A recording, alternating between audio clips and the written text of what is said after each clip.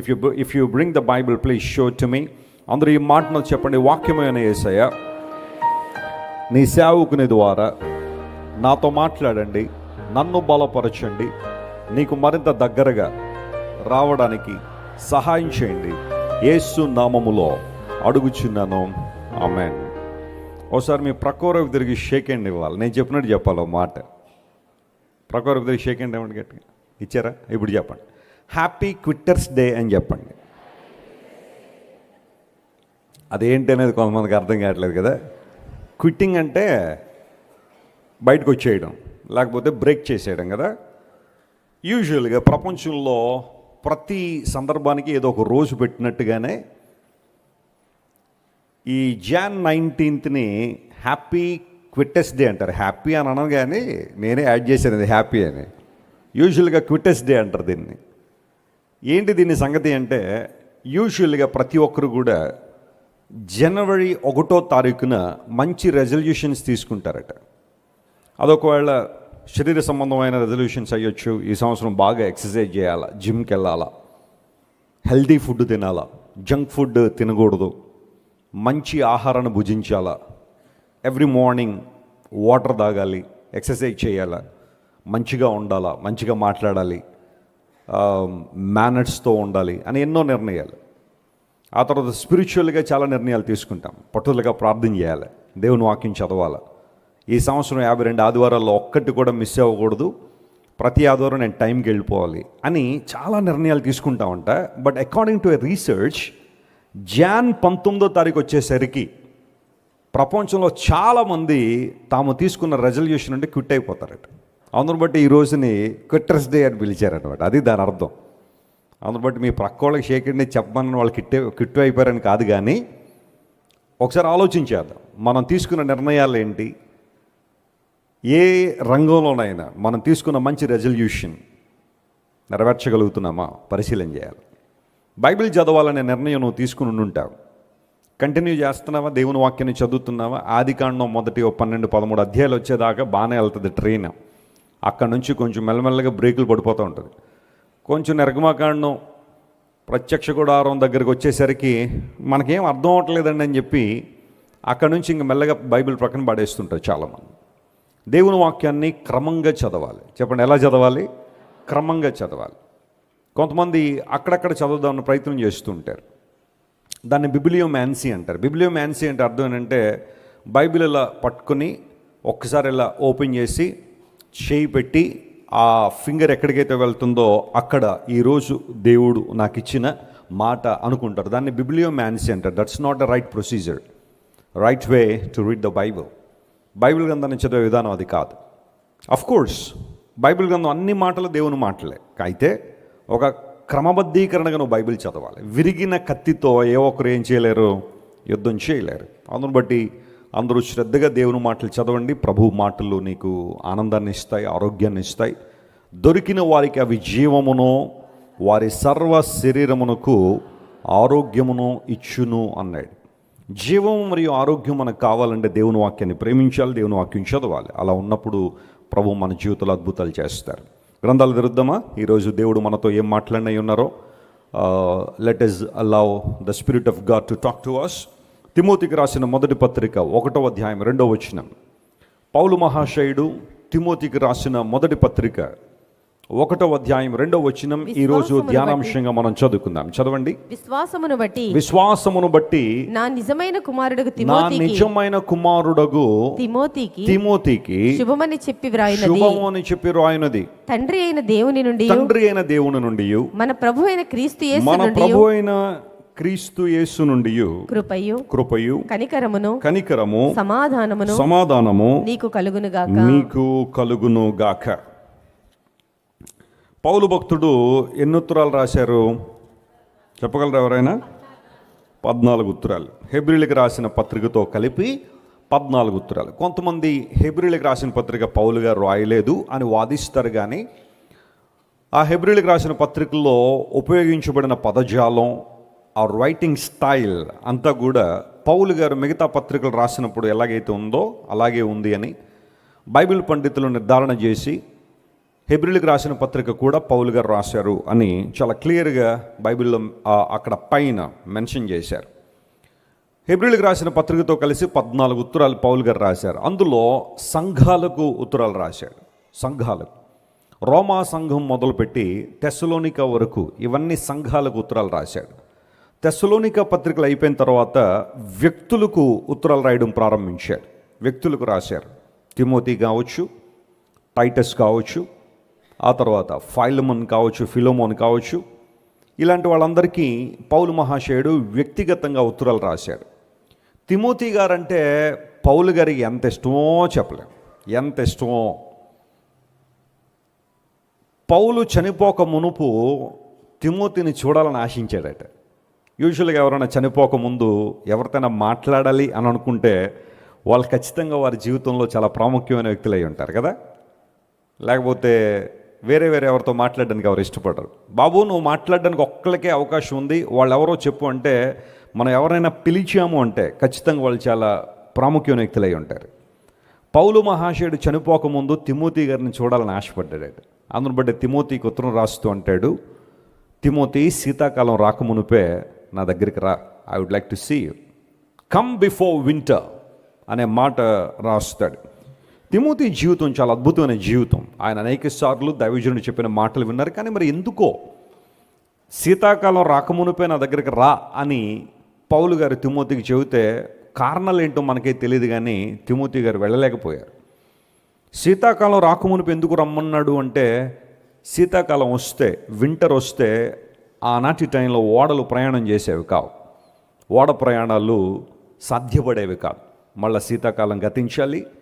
ఆ వాటర్ అంతా కూడా, సముద్రంలో నీళ్ళన్నీ కూడా ప్రయాణానికి అనుకూలపరచబడాలి. అప్పుడు ప్రయాణాలు చేసేవారు. కాబట్టి శీతాకాలం రాకమునుపే నా దగ్గరికి రమ్మని తిమోతి గారికి చెబితే ఆయన వెళ్ళలేకపోయాడు. కానీ ఆ తర్వాత తిమోతి మరలా పౌలుని చూడలేకపోయాడు. కానీ ఆ ఫైనల్ లెటర్ మాత్రం తిమోతికి రాశాడు పౌలు గారు. వాటిని పాస్టరల్ లెటర్స్ అంటారు. తిమోతికి రాసిన 2 పత్రికలు మరియు తీతు పత్రికను కలిపి ఆ 3 పత్రికలను పాస్టరల్ లెటర్స్ అంటారు. సేవ చేయాలనుకునేవారు, పరిచర్య చేయాలనుకునేవారు, యేసు ప్రభు చేతిలో వాడబడాలనుకుంటే, అది కూడా ప్రభావవంతంగా వాడబడాలనుకుంటే, నీ ఒక ఆత్మల సంపాదకుడిగా ఉండాలి అంటే, if you want to be a soul winner you must read Timothy and Titus. ఈ ఇద్దరు వ్యక్తులకు రాయబడిన పత్రికలు ఎక్కువగా చదువుతూ ఉండాలి. తిమోతి పత్రికలో చాలా అమూల్యమైన సాక్ష్యాలు ఉన్నాయి. తిమోతి పత్రికలో హెచ్చరికలు ఉన్నాయి. తిమోతి పత్రికలో ఆదరణ మాటలు ఉన్నాయి. తిమోతి పత్రికలో ఆజ్ఞలు ఉన్నాయి.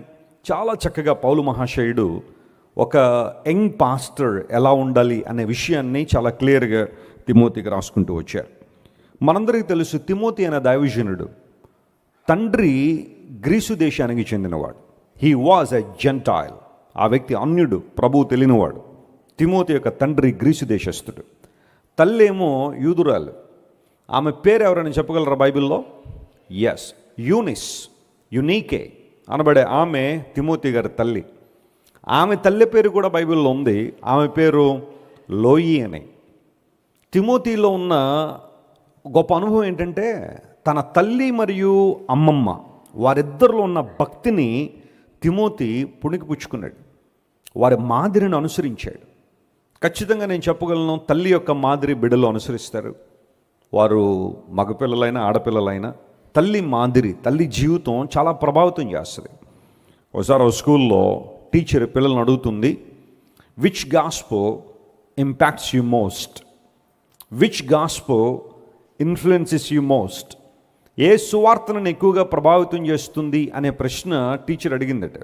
పిల్లలు రకరకాల ఆన్సర్లు చెబుతుంటే చివరిలో ఒక అమ్మాయి లేచి నిలబడింది, the gospel according to my mother impacted me a lot. నా తల్లి సువార్త నన్ను బాగా ప్రభావితం చేసింది అంది అమ్మాయి. That was a wonderful answer. చాలా మంచి ఆన్సర్ అది. ఎందుకోసం అంటే, నా తల్లి నా ముందు ప్రవర్తించే విధానం, ఆమె ప్రార్థనా జీవితం, ఆ మాట్లాడే విధానం, కొన్నిసార్లు కోపము, ఆ తర్వాత ఫ్రస్ట్రేషన్, తొందరపాటు వచ్చినప్పటికీ కూడా వాటిని పరిశుద్ధాత్మ సహాయం ద్వారా అణుచుకొని అణుకువగా మాట్లాడడం, విధేయత కలిగి ఉండడం, సంస్కారం కలిగి ఉండడం, సన్మానించే మనసు కలిగి ఉండడం, బాధ్యత, ఓర్పు కలిగి ఉండడం, ఇవన్నీ నా తల్లిలో నేను చూశాను. ఆమె సువార్త కన్నా మరో సువార్త ఏది కూడా నన్ను అత్యధికంగా ప్రభావితం చేయదు అని అమ్మాయి చెప్పినప్పుడు ఆ టీచర్ చాలా సంతోషించింది. మీ పిల్లలు ఆ మాట చెప్పగలరా? The gospel according to my father, the gospel according to my mother impacted me, influenced మీ అనే మాట నీ పిల్లలు చెప్పగలరా? అలా చెప్పగలిగితే నీ జీవితం చాలా ఆశీర్వాదకరమైన జీవితం, చాలా ఆనందకరమైన జీవితం. తిమోతి తన తల్లి మరియు తన అమ్మమ్మ వారి జీవితాల్లోంచి వచ్చిన ఆ శ్రేష్టమైన లెగసీని కంటిన్యూ చేశాడు. యవన కాలంలోనే యేసు ప్రభువును అంగీకరించాడు తిమోతి. చరిత్ర చెబుతుంది ఏంటి అంటే, పౌలు మహాశయుడు దెర్బే మరియు లుస్త్రా అనే ప్రాంతాల్లో స్వార్థ ప్రకటించడానికి వెళ్ళినప్పుడు తిమోతి మీకులాగానే దేవుని మాటలు వినుంటాడు. యవన కాలంలో ఒక ప్రక్క తల్లి నుండి అద్భుతమైన విషయాలు నేర్చుకున్నాడు, అమ్మమ్మ నుండి నేర్చుకున్నాడు. అట్ ది సేమ్ టైం దైవజనుడైన పౌలు దేవుని వాక్యం ప్రకటిస్తుంటే తిమోతి ఆ వాక్యాన్ని వ్యక్తిగతంగా వినుంటాడు. అక్కడ తన జీవితాన్ని సంపూర్ణంగా దేవునికి సమర్పించాడు. He entrusted his life into the hands of God. Not only giving his life into the hands of God, but he dedicated his life for the service of the Lord. తండ్రి ఒక అన్యుడైనప్పటికీ, ఎన్నో ప్రతికూలతలు ప్రతిఘటనలు తన జీవితంలో వచ్చినప్పటికీ తిమోతి తన యవ్వన జీవితాన్ని ప్రభు చేతిలో పెట్టేశాడు. దేవా, నీ కొరకు నేను వాడబడతాను. మొదటి శతాబ్ద కాలంలో దేవుని సువార్త ప్రకటించడం అంత ఈజీ కాదు. ఈ రోజుల్లో కొన్ని ప్రాంతాల్లో దేవుని సువార్త ప్రకటించడం సులభమే, కానీ మొదటి శతాబ్ద కాలంలో సువార్త ప్రకటించడం అంటే it's a question of life and death.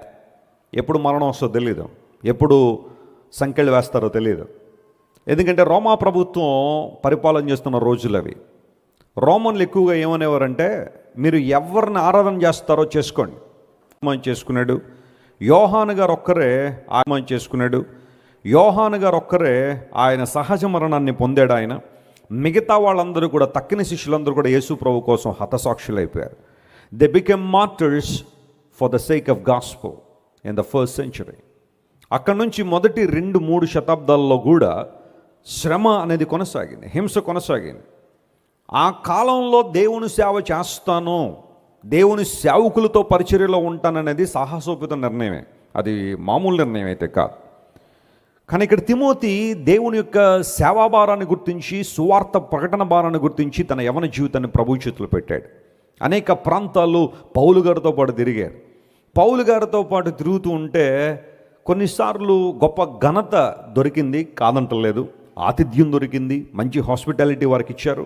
చాలా సంఘాలు పౌలును మరియు పౌలు గారితో పాటు ఉన్న యవన బిడ్డలను కూడా చాలా చక్కగా రిసీవ్ చేసుకున్నారు, ఆదరించారు, ప్రేమించారు, ఆతిథ్యం ఇచ్చారు. But at the same time కొన్నిసార్లు పౌలు ఎదుర్కొన్న శ్రమల్లో కూడా ఈ యవన బిడ్డలు కూడా ఏం చేయాల్సి వచ్చింది? పాటుపడాల్సి వచ్చింది, ప్రయాసపడాల్సి వచ్చింది. అందును బట్టే పౌలు మహాశయుడు ప్రతిసారి తిమోతికి హెచ్చరిస్తూ, నువ్వు యేసు క్రీస్తు ప్రభు యొక్క మంచి సైనికుని వల్లే నాతో కూడా రోజు 4 సార్లు భోజనం చేయము అన్నాడా? లేదా నాతో కూడా చాలా చక్కగా ప్రయాణ సౌకర్యాలు ఉన్నాయన్నాడా? నాతో కూడా శ్రమపడు తిమోతి, నాతో కూడా శ్రమపడు. Learn to suffer for Christ. క్రీస్తు ప్రభు కొరకు శ్రమ రావచ్చు, నిందలు రావచ్చు, అవమానాలు రావచ్చు, రాళ్ల దెబ్బలు రావచ్చు, సువార్త ప్రకటిస్తుంటే సంఖ్యలు వేయచ్చు నీకు. But still you must propel. నువ్వు ముందుకు కొనసాగాల, నువ్వు ముందుకు సాగిపోవాలి. ఆ తిమోతి అని అనేక సార్లు తిమోతిని హెచ్చరించాడు లేదా బలపరిచాడు. అంత మాత్రమే కాకుండా పౌలు గారు రాసిన అనేక ఉత్తరాల్లో తిమోతి గారి పేరు కూడా ఏం చేయబడింది? మెన్షన్ చేయబడింది. యేసుక్రీస్తు దాసుడును, ఆయన ద్వారా అపోస్తులుగా పిలువబడిన పౌలను నేను, నాతో పాటు తిమోతియు, సొస్తెనేసు, ఇలాంటి వాళ్ళ పేర్లన్నీ మెన్షన్ చేసుకుంటూ వచ్చిన ఆ సందర్భాన్ని కనుక పరిశీలన చేస్తే, మీరు ఇంటికి వెళ్ళిన చదవను చిన్న అసైన్మెంట్ ఇస్తాను. తిమోతి గారి పేరు ఏ పత్రికల్లో మెన్షన్ చేయబడింది పౌలు గారి ద్వారా అని ఆలోచన చేస్తే, కొరింథీయులకు రాసిన 2వ పత్రికలో ఆయన పేరు మెన్షన్ చేయబడింది. తిమోతియు మరియు పౌలు అనే మాట అక్కడ రాశాడు. ఆ తర్వాత ఫిలిప్పీలకు రాసిన పత్రికలో తిమోతి పేరు మెన్షన్ చేయబడింది. కొలస్సై సంఘానికి రాసిన పత్రికలో తిమోతి పేరు మెన్షన్ చేయబడింది. తెస్సలోనికా సంఘానికి రాసిన 2 పత్రికల్లో తిమోతి గారి పేరు మెన్షన్ చేయబడింది. ఆ తర్వాత ఫైలమోనికి రాసిన ఉత్తరంలో, ఫిలోమోనికి రాసిన ఉత్తరంలో కూడా తిమోతి గారి నేమ్ మెన్షన్ చేశారు. అంటే కొరింథీయులకు రాసిన పత్రిక, ఫిలిప్పీలకు రాసిన పత్రిక, కొలస్సైలకు రాసిన పత్రిక, తెస్సలోనికా 2 పత్రికలు, ఫైలమోన్, అంటే 14 ఉత్తరాల్లో 6 ఉత్తరాల్లో ఎవరి పేరు రాశాడు? అంటే తిమోతి యొక్క ఇన్ఫ్లుయెన్స్, అతని భక్తి జీవితం, అతని ప్రవర్తన, అతని సాక్ష్యం ఎంత గొప్పదో ఆలోచించాను. పౌలంతటి వాడు తిమోతి పేరు అన్నిసార్లు ప్రస్తావన చేశాడంటే నేను అనుకుంటాను పౌలు గారి పరిచర్యలో తిమోతి ఎంత ఘనంగా వాడబడ్డాడు, దైవజనుని పక్షంగా ఎంత చక్కగా నిలబడి ఉంటాడు. చాలాసార్లు మన జీవితాల్లో చాలామంది యవన బిడ్డలు ప్రభువుని అంగీకరించి సువార్త సేవకు వస్తారు, కానీ వారికి సరైన నాయకత్వం ఉండదు, సరైన నాయకునికి తమ జీవితాలు సమర్పించుకోవాలని ఉండదు. 23వ కీర్తన కింద నుండి పైకి, పైనుండి కిందకి చెప్పడం వచ్చేస్తే ఇంకా నాకు ఎవరు అవసరం లేదనుకుంటారు చాలామంది. ఇంకెవరు నాకు అవసరం ఎవరు లేరండి. దేవుడు నన్ను పిలిచేశాడు, ఆయన నన్ను అభిషేకించేశాడు. 23వ కీర్తన అటుండి ఇటు బాగా చెప్పేస్తాను కాబట్టి ఇంకా నన్ను మించినోడు లేడు అనుకుంటారు చాలామంది. కానీ బైబిల్ క్రమం అలాంటిది కాదు. నువ్వు ఎప్పుడైనా సేవ చేయాలి అనుకుంటే నీకన్నా ఉన్నతమైన స్థితిలో ఉన్న ఒక దైవజనుని సహచర్యం చాలా ప్రాముఖ్యమే. వారి దగ్గర నువ్వు నేర్చుకోవాలి, హెచ్చరింపబడాలి, కరెక్ట్ చేయబడాలి, ధైర్యం పొందాలా, స్ఫూర్తిని పొందాలా. తిమోతి చిన్నప్పటి నుంచి పరిశుద్ధ లేఖనాలు నేర్చుకున్నాడని బైబిల్లో ఉంది. But still he wanted to acquaint his life with Paul. పౌలు మహాశయునితో కలిసి దేవుని సేవ చేశాడు, కలిసి దేవుని కృపలో వర్ధిల్లడం ప్రారంభించాడు. అలాంటి అనుభవం నీలో ఉందా? దేవుడు అదే కోరుతున్నాడు. ఇలాంటి గొప్ప దైవజనుడు తిమోతికి పౌలు గారు 2 ఉత్తరాలు రాస్తూ తిమోతి నీకు శుభం కలుగుతుంది అని ప్రస్తావన చేసి అనేక విషయాలు రాసుకుంటూ వచ్చాడు. ఈరోజు నా అంశం ఏంటి అంటే, పౌలు మహాశయుడు తిమోతికి ఉత్తరం రాసి ప్రాముఖ్యంగా మొదటి పత్రికలోనే, నేను 2వ పత్రిక టచ్ చేయాలనుకోవట్లేదు, మొదటి పత్రికలోనే దేవుని లక్షణాలు ఎలాంటివి, లేదా మనము ఆరాధిస్తున్న దేవుడు ఎటువంటి వాడు, మనం ఏ దేవుని దగ్గర అయితే ప్రార్థన చేస్తున్నామో ఆ దేవుడు ఎలాంటి వాడు, మనం ఏ దేవుని దగ్గర పాదాల దగ్గరకు వస్తున్నామో ఆ దేవుని లక్షణాలు ఏంటో పౌలు మహాశయుడు తన పత్రికలు రాసుకుంటూ వచ్చారు. నేను పౌలు గారి పత్రికల మీద ఎక్స్టెన్సివ్ రీసెర్చ్ చేస్తున్నప్పుడు నాకు తెలిసిన అంశం ఏంటంటే, పౌలు మహాశయుడు దేవుణ్ణి ఎంత లోతుగా తెలుసుకున్నాడంటే ఒక్కొక్క మాట మనం చదువుతుంటే చాలా ఆశ్చర్యం అనిపిస్తుంది. Knowing the Lord better than yesterday. నిన్న దినం కన్నా ఈరోజు దేవుని గురించి నువ్వు ఇంకా ఎక్కువగా తెలుసుకున్నావా? కొంచెం లోతైన అనుభవాలకు నువ్వు వచ్చావా? నీ స్పిరిచువల్ గ్రాఫ్ ఒక స్ట్రైట్ లైన్ లాగా ఉందా, లేకపోతే ఒక ఎలివేషన్ దానిలో కనబడుతుందా? పరిశీలన చేయాలి. కొంతమంది భక్తి జీవితాలు ఎలా ఉంటాయంటే 1988వ సంవత్సరంలో దేవుని గురించి ఎంత తెలుసో ఇప్పటికీ వాళ్ళకి అదే తెలుసు, అంతకుమించి ఎక్కువ తెలియలే. ఎందుకంటే నేర్చుకోవాలని ఆశ లేదు.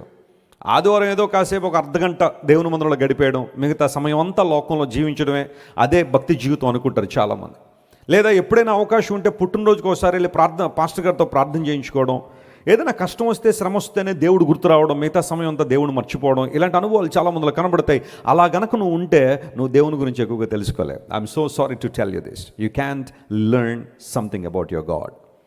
ప్రతిరోజు దేవుడు మన జీవితంలో అనుమతిస్తున్నారు అంటే, ఒక్కొక్క రోజు మన జీవితంలోకి వస్తుంది అంటే, God is giving us an opportunity to know him better than ever before.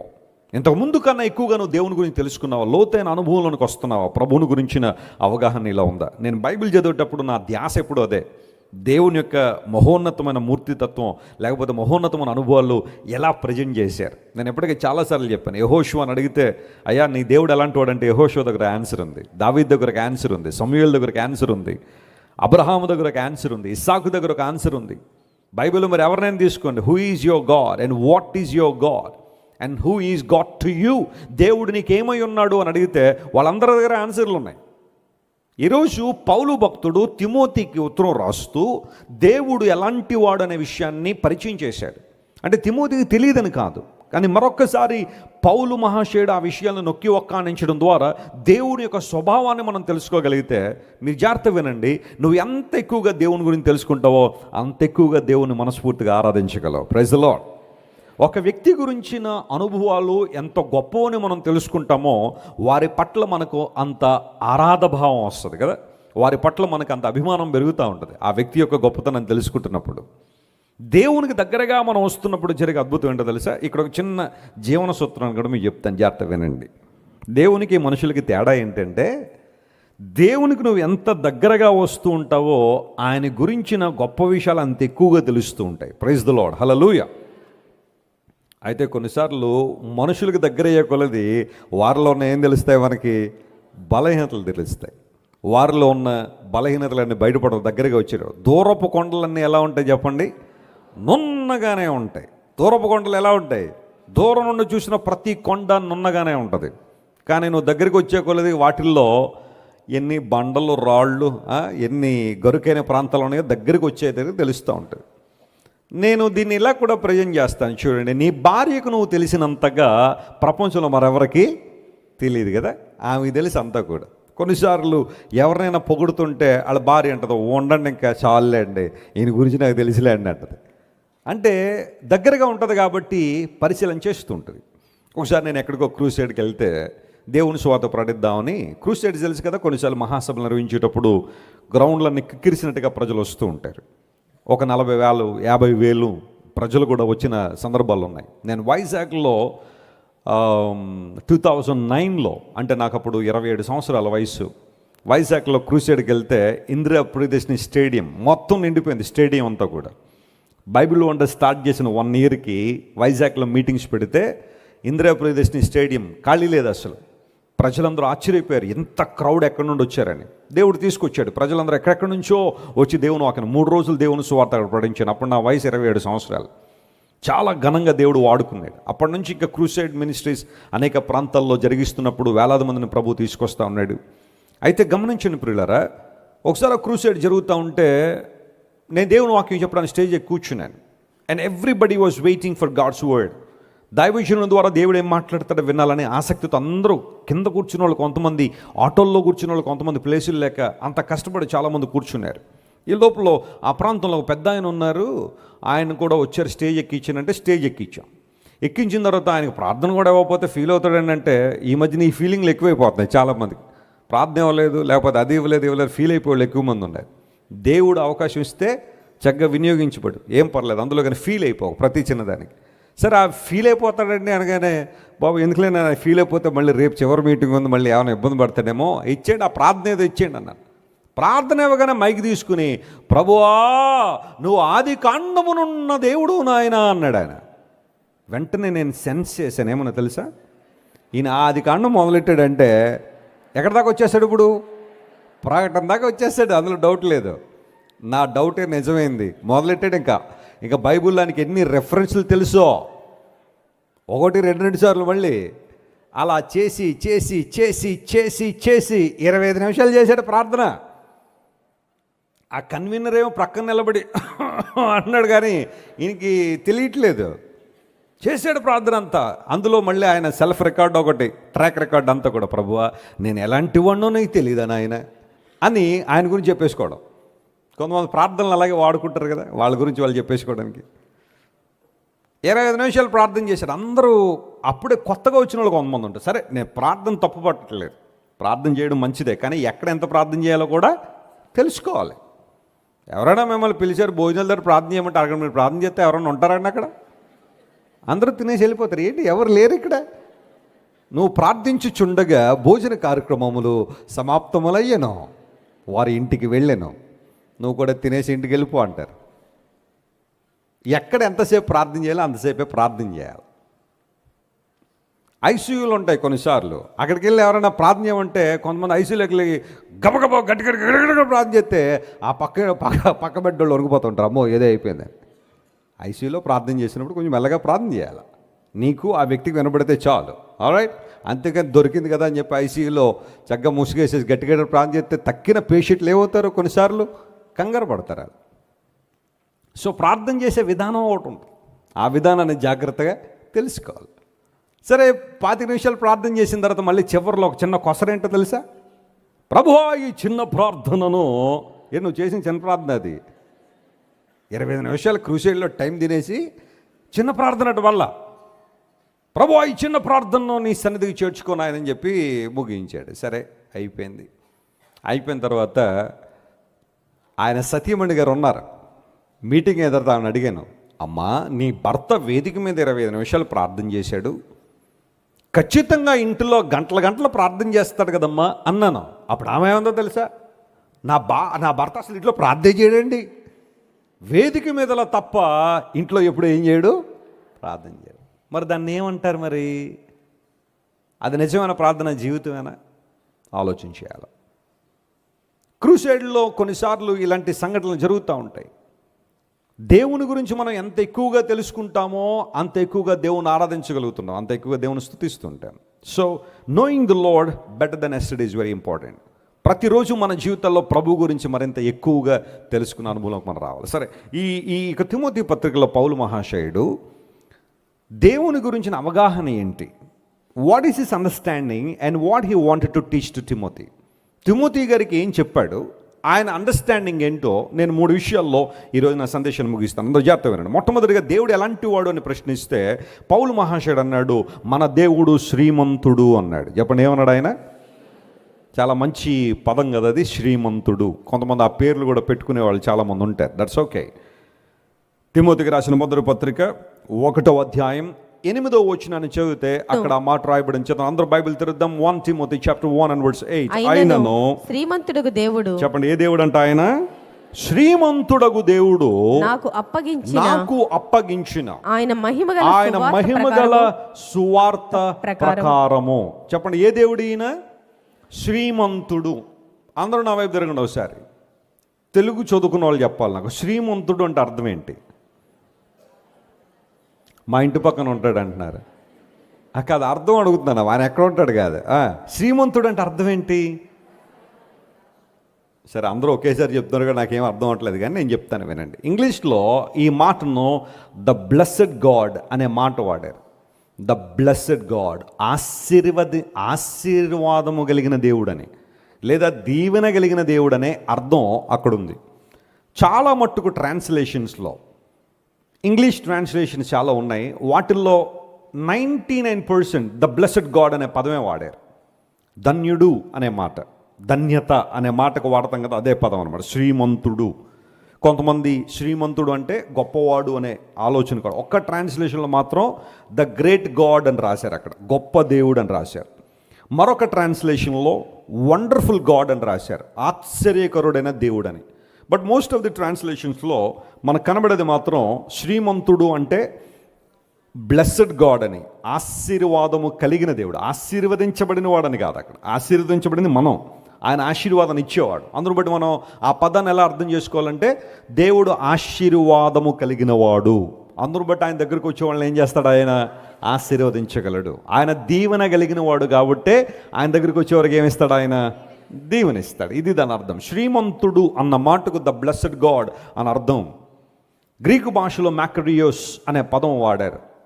అదే ఆ పదం సుమారుగా ఒక 140 సార్లు ఎంటైర్ న్యూ టెస్ట్మెంట్లో మనం చూస్తాం. ధన్యుడు ధన్యుడు ధన్యుడు అని రాయబడిన ప్రతి చోట మ్యాక్రియోస్ అనే పదం వాడారు గ్రీక్లో. అయితే దేవుని దగ్గరికి వచ్చేసరికి మాత్రం పౌలు మహాశయుడు ఈ పదాన్ని ప్రత్యేకంగా తిమోతికి రాస్తూ 2 సార్లు ఉపయోగించాడు. ఇదే పత్రికలో 1:8 ఆల్రెడీ మనం చదువుకున్నాం. ఆ తర్వాత 6:15 కూడా ఈ మాట ఉంచండి. తిమోతికి రాసిన మొదటి పత్రిక 6వ అధ్యాయం 15 వచనం. శ్రీమంతుడును అద్వితీయుడునగు సర్వాధిపతి యుక్త కాలముల యందు ఆ ప్రత్యక్షతను కనుపరచును.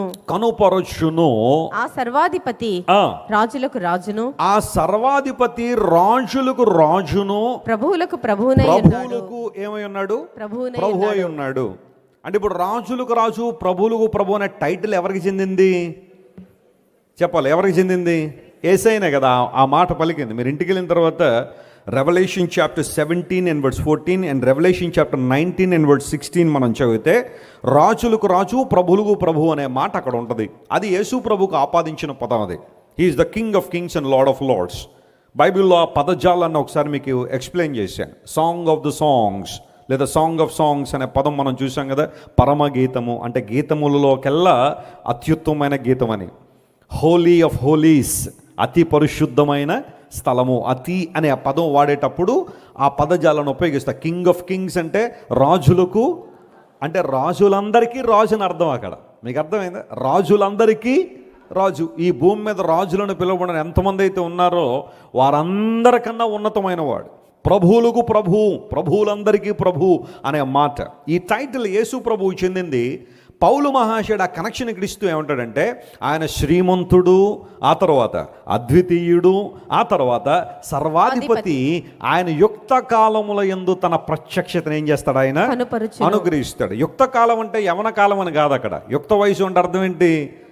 యవన కాలం అంటారు కదా, ఇక్కడ యుక్త కాలం అంటే ఇంగ్లీష్లో in his due time or in his time, ఆయన సమయంలో, నిర్ణయించబడిన ఆయన సమయంలో ఆయన తన ప్రత్యక్షతను ఏం చేస్తారు, మనకి ఇస్తారు. ఇప్పుడు ప్రశ్న అడుగుతాను, జాగ్రత్త వినండి. యేసు ప్రభు 2000 సంవత్సరాల క్రితం నుండే ఉన్నారా, అంతకు ముందు కూడా ఉన్నారా? ఖచ్చితంగా అంతకు ముందు కూడా ఉన్నారు. కొంతమంది తెలియక, ఎప్పుడండి యేసు ప్రభు వచ్చింది? 2000 సంవత్సరాల క్రితం వచ్చాడు ఆయన. అప్పటి నుండి కదా క్రైస్తవ్యం వచ్చింది. యేసు ప్రభు వచ్చి అంతా 2000 సంవత్సరాల క్రితం, అప్పటి నుండి క్రిస్టియానిటీ వచ్చింది. అంతకుముందు ఇంకెన్నెన్నెన్నో ఉన్నాయి. అవన్నీ గొప్ప ఉన్నట్టుగా చాలామంది మాట్లాడేవాళ్ళు కూడా ప్రపంచంలో కనబడుతున్నారు. దేవుడు అన్న ఒక వ్యక్తిని పిలుస్తున్నాం అంటే ఆయనకు ఆరంభం లేదు, ముగింపు కూడా లేదు. స్తోత్రం చెప్పండి, హల్లెలూయా. God is self-existent. One of the primary attributes of God is this: God is self-existent. దేవుడు తనకు తానుగా ఉండువాడు. ఏ ఒక్కరు దేవుణ్ణి కలుగ చేయలేరు, ఏ ఒక్కరు దేవుణ్ణి ఏం చేయలేరు, నాశనం చేయలేరు. ఏ ఒక్కరు దేవుణ్ణి కంట్రోల్ చేయలేరు. కొంతమంది దేవుణ్ణి కంట్రోల్ చేస్తున్నావు అన్నట్టుగా, అయ్యా నువ్వు పగటి వేళ మాత్రమే నువ్వు మాకు అందుబాటులో ఉండాలి, రాత్రి వేళ నువ్వు మాకు ఏం చేయకూడదు, అందుబాటులో ఉండకూడదు, నువ్వు అప్పుడు విశ్రాంతి తీసుకోవాలి, అందుబాటు తలుపులు వేస్తున్నావు, లోపల విశ్రాంతి తీసుకోన్నట్టుగా దేవుళ్ళని కంట్రోల్ చేసేవాళ్ళు కొంతమంది ఉంటారు. నిజ దేవుణ్ణి కంట్రోల్ చేయలేరు ఏ ఒక్కరు కూడా. ఆయన మనల్ని కంట్రోల్ చేస్తాడు, హల్లెలూయా. ఆయన మనల్ని పరిపాలన చేస్తాడు. ఇక్కడ శ్రీమంతుడు, అద్వితీయుడు, సర్వాధిపతి అయిన దేవుడు యుక్త కాలముల యందు తన ప్రత్యక్షతను మనకు అనుగ్రహిస్తారు. ఆయన రాజులకు రాజు, ప్రభువులకు ప్రభు అయి ఉన్నాడు అనే మాట పౌలు మహాశయుడు. ఎంటైర్ బైబిల్లో శ్రీమంతుడు అని ఈ 2 చోట్ల మనకు కనపడదు, ఇంకెక్కడ కనపడదు ఆ మాట. చాలా మంచి మాట. శ్రీమంతుడు అనగా మనల్ని దీవించువాడని అర్థం. స్తోత్రం చెప్పండి, హల్లెలూయా. ఇప్పుడు ఏం చేశాడట ఈ శ్రీమంతుడకు దేవుడు? ఏం చేశాడట? పౌలు మహాశయుడు తిమోతికి రాస్తూ, శ్రీమంతుడకు దేవుడు తన మహిమగల సువార్తను మనకి ఏం చేశాడు? అప్పగించాడు. చాలామంది అంటూ ఉంటారు, దేవుని దగ్గరికి వస్తే నాకు కలిగే ప్రయోజనం ఏంటండి, ఆయన నాకు ఏమి ఇచ్చారండి అంటే, మొట్టమొదటిగా ఆయన మనకి ఇచ్చిన బహుమానం ఏంటో తెలుసా? సువార్తనే బహుమానంగా ఇచ్చారు. Praise the Lord. ఎందుకోసం అంటే సువార్త ఒక వ్యక్తి జీవితాన్ని ఏం చేస్తుంది? మారుస్తుంది. సువార్త ఒక వ్యక్తి జీవితంలో పరివర్తన తీసుకొస్తుంది. ఒక గుణాత్మక పరివర్తన ఒక మనిషిలో రావాలంటే it's only possible with the gospel of Jesus. యేసుక్రీస్తు ప్రభు సువార్త ద్వారా మాత్రమే ఒక వ్యక్తిలో మార్పు సాధ్యపరచబడుతుంది. ఇదే విషయాన్ని పౌలు మహాశయుడు రోమా సంఘానికి రాస్తూ అంటాడు, సువార్తలో అపరిమితమైన శక్తి ఉందన్నాడు. There is immense power in the gospel of Jesus. యేసుక్రీస్తు ప్రభు సువార్తలో చెప్పండి అపరిమితమైన శక్తి ఉంది. గ్రీసు దేశస్థులైనా, యూదులైనా, మరెవరైనా దేవుని సువార్త వినినప్పుడు ఆ సువార్త మనిషి మనసులో ఏం తీసుకొస్తుంది? మార్పు తీసుకొస్తుంది. ఈ రోజుల్లో చాలామంది తెలియక ప్రజలను మార్చేస్తున్నారండి, మత మార్పిడి జరిగిపోతుందని కంగారు పడుతున్నారు. కానీ మీరు నమ్మండి దేవుని ప్రజలారా, ఒక వ్యక్తిని సువార్తతో గాక, సువార్త విషయంలో గాక మరే విషయంలో ఒక వ్యక్తిని ఏం చేయలేము, మనం మార్చలేము. ఎవరు కంగారు పడాల్సిన అవసరం లేదు. సువార్త విన్న తర్వాత ఆ వ్యక్తి సువార్తకు స్పందించే విధానంలోనే ఆత్మరక్షణ ఉంది. ఒక వ్యక్తి రక్షణ పొందుతాడు, పరలోక రాజ్యాన్ని గురించి తెలుసుకుంటాడు.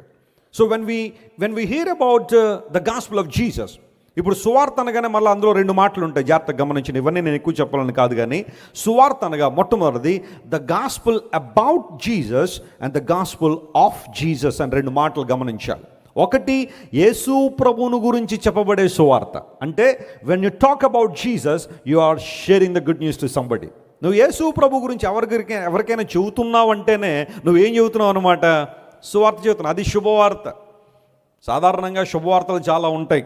ఉద్యోగం వచ్చింది అనేది చెప్పండి ఏంటి? ఒక శుభవార్త. అది కాంట్రాక్ట్ జాబ్ అవనివ్వండి, లేదా పర్మనెంట్ జాబ్ అవనండి, ఒక ఆఫర్ లెటర్ వచ్చింది అనగానే ఇంకా ఇట్స్ ఎ గుడ్ న్యూస్ అని చాలామంది ఆనందపడతారు. ఒక పెళ్ళి కుదిరింది అంటే శుభవార్త. ఒక విదేశీ ప్రయాణం వెళ్తున్నారంటే శుభవార్త.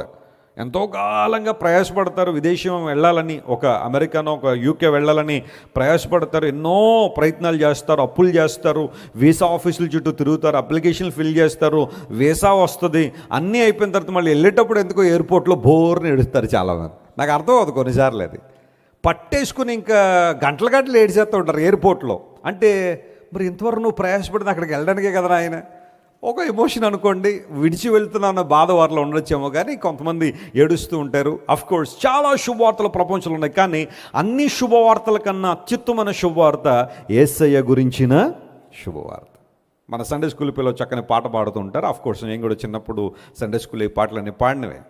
యేసయ్య గురించి ఎప్పుడైనా విన్నావా? తండ్రి ప్రేమను నీవు తెలుసుకున్నావా? యేసయ్య గురించి ఎప్పుడైనా విన్నావా? తండ్రి ప్రేమను నీవు తెలుసుకున్నావా? తెలిసిందా నీకు ఎప్పుడైనా? యేసయ్య గురించి విన్నావా? ఆయన ప్రేమ గురించి ఎప్పుడైనా నువ్వు తెలుసుకున్నావా? So when you hear about Jesus, it's good news. అది శుభవార్త. రెండవ మాట గమనించి, సువార్తలో ఉన్న రెండవ విభాగం ఏంటంటే ద గాస్పుల్ ఆఫ్ జీసస్. యేసయ్య ప్రకటించిన సువార్త. స్తోత్రం చెప్దాం ఒకసారి. ప్రకటించారు యేసు ప్రభువారు? పరలోక రాజ్యం సమీపించింది, మీరందరూ మారుమనసు పొంది ఏం నమ్మండి?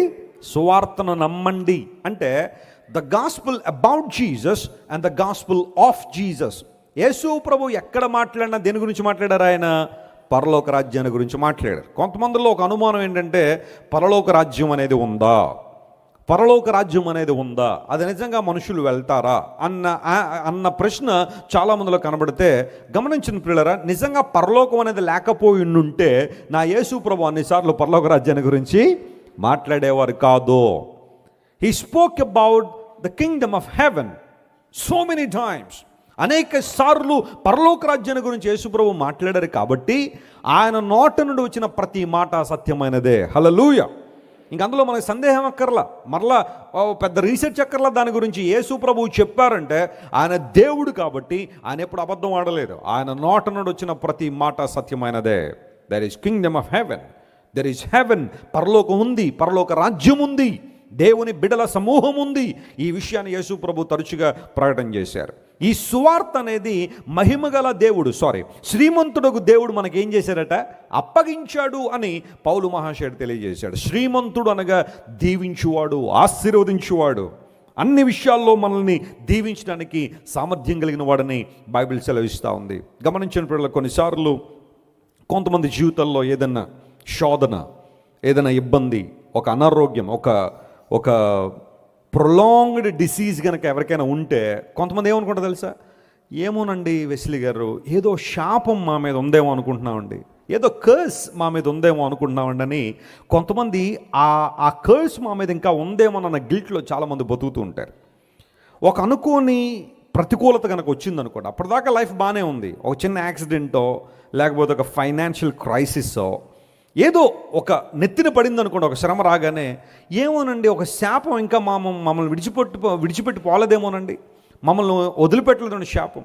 లేదా మనకు బాగా కావలసిన వారు అకస్మాత్తుగా చనిపోయారు అనుకోండి, అది కూడా ఒక కర్స్ ఏమో అని చాలామంది భావించే వాళ్ళు కొంతమంది ఉంటారు. కొన్ని కుటుంబాల్లో పిల్లలు కొంచెం సరిగా భోజనం చేయకపోతున్నా, లేకపోతే స్కూల్కి వెళ్ళలేకపోతున్నా, లేకపోతే తక్కిన పిల్లలకి యాక్టివ్గా ఉండలేకపోయినా, లేదా కొన్ని రకాలైన డిసీజెస్ ఉన్నాయి, కొన్ని ఆటిజం కావచ్చు, లేకపోతే డెవలప్మెంట్ ఇష్యూస్ కావచ్చు. కొంతమందికి వస్తున్నప్పుడు వెంటనే మెదిలే ఒక ఆలోచన అంటే, ఏదైనా శాపం మా మీద ఉందేమో, ఏదైనా శాపానికి మేము లోనైపోయామో, పూర్వదినాల్లో మా పూర్వీకులు ఏదైనా చేయకూడని పని చేశారేమో, ఆ శాపం మాకు అలా వస్తుందేమో చాలామంది భయపడేవాళ్ళు, లేదా దేవుని ఆరాధించకుండా ఇదే మాట ప్రతిసారి వారి మనసులోకి రావడం ద్వారా దేవుని దగ్గరగా రాలేకపోయిన వాళ్ళు చాలామంది ఉంటారు. నమ్మండి దేవుని ప్రజలారా, యేసుక్రీస్తు ప్రభువును అంగీకరించిన ఆ మరుక్షణమే నీ మీద ఉన్న ప్రతి శాపాన్ని యేసయ్య కొట్టేశాడు. దేవుని నామమున స్తోత్రం కలుగును గాక. నువ్వు మరలా ఎప్పుడు అలాంటి గిల్ట్లో బ్రతకాల్సిన అవసరం లేదు. ఎందుకోసం అంటే మన కోసము యేసు ప్రభువు శాపమై ఆయన మ్రాను మీద ఏం చేశాడు? ఆయన వ్రాలాడు. మన శాపములన్నీ ఎవరు భరించాడు? ఆయన యేసయ్య భరించాడు. The moment when you confess your sin, the moment when you accept Jesus as your loving Savior, God breaks every curse in your life. నీ జీవితంలో ప్రతి శాపాన్ని దేవుడు కొట్టేశాడు. అందులో బట్టి ఏదైనా అనారోగ్యం వస్తే లేదా అప్పుల బాధ వస్తే ఇది శాపం అని అనుకోవద్దు. చాలాసార్లు దేవుడిని నేర్పించే పాఠాలు ఏంటో ఆ సందర్భంలో నేర్చుకుందాం. ఓపిక, సహనం కలిగిన దేవుని వైపు మాత్రమే మనం కనిపెట్టాలి, ఆయన వైపు మాత్రమే మనం చూడాలి. ఏ ప్రతికూలత వచ్చినా God must be the source of our blessing. దేవుడు మాత్రమే మన సోర్స్ అయి ఉండాలి. స్తోత్రం చెప్పండి, హల్లెలూయా. నీ ఆర్థిక సమస్యలు పోవడానికి కానీ, లేదా నీ ఆరోగ్యము బాగవడానికి కానీ, లేదా ప్రతికూలతలను విడుదల పొందడానికి ప్రభువుని విడిచి నువ్వు ఇంకెక్కడికి పరిగెత్తడానికి వీల్లేదు. ఈ విషయాన్ని గుర్తుపెట్టుకోవాలి. ప్రభువు మాత్రమే నీకు సోర్స్ అయి ఉండాలి. Make Jesus as the source of your healing. కొంతమంది అంటారు ఎవరో ఒకళ్ళు, ఏమండి ఇది ఖచ్చితంగా ఏదో అయి ఉంటుందండి, మీరు ఈ తాడు కట్టుకుంటే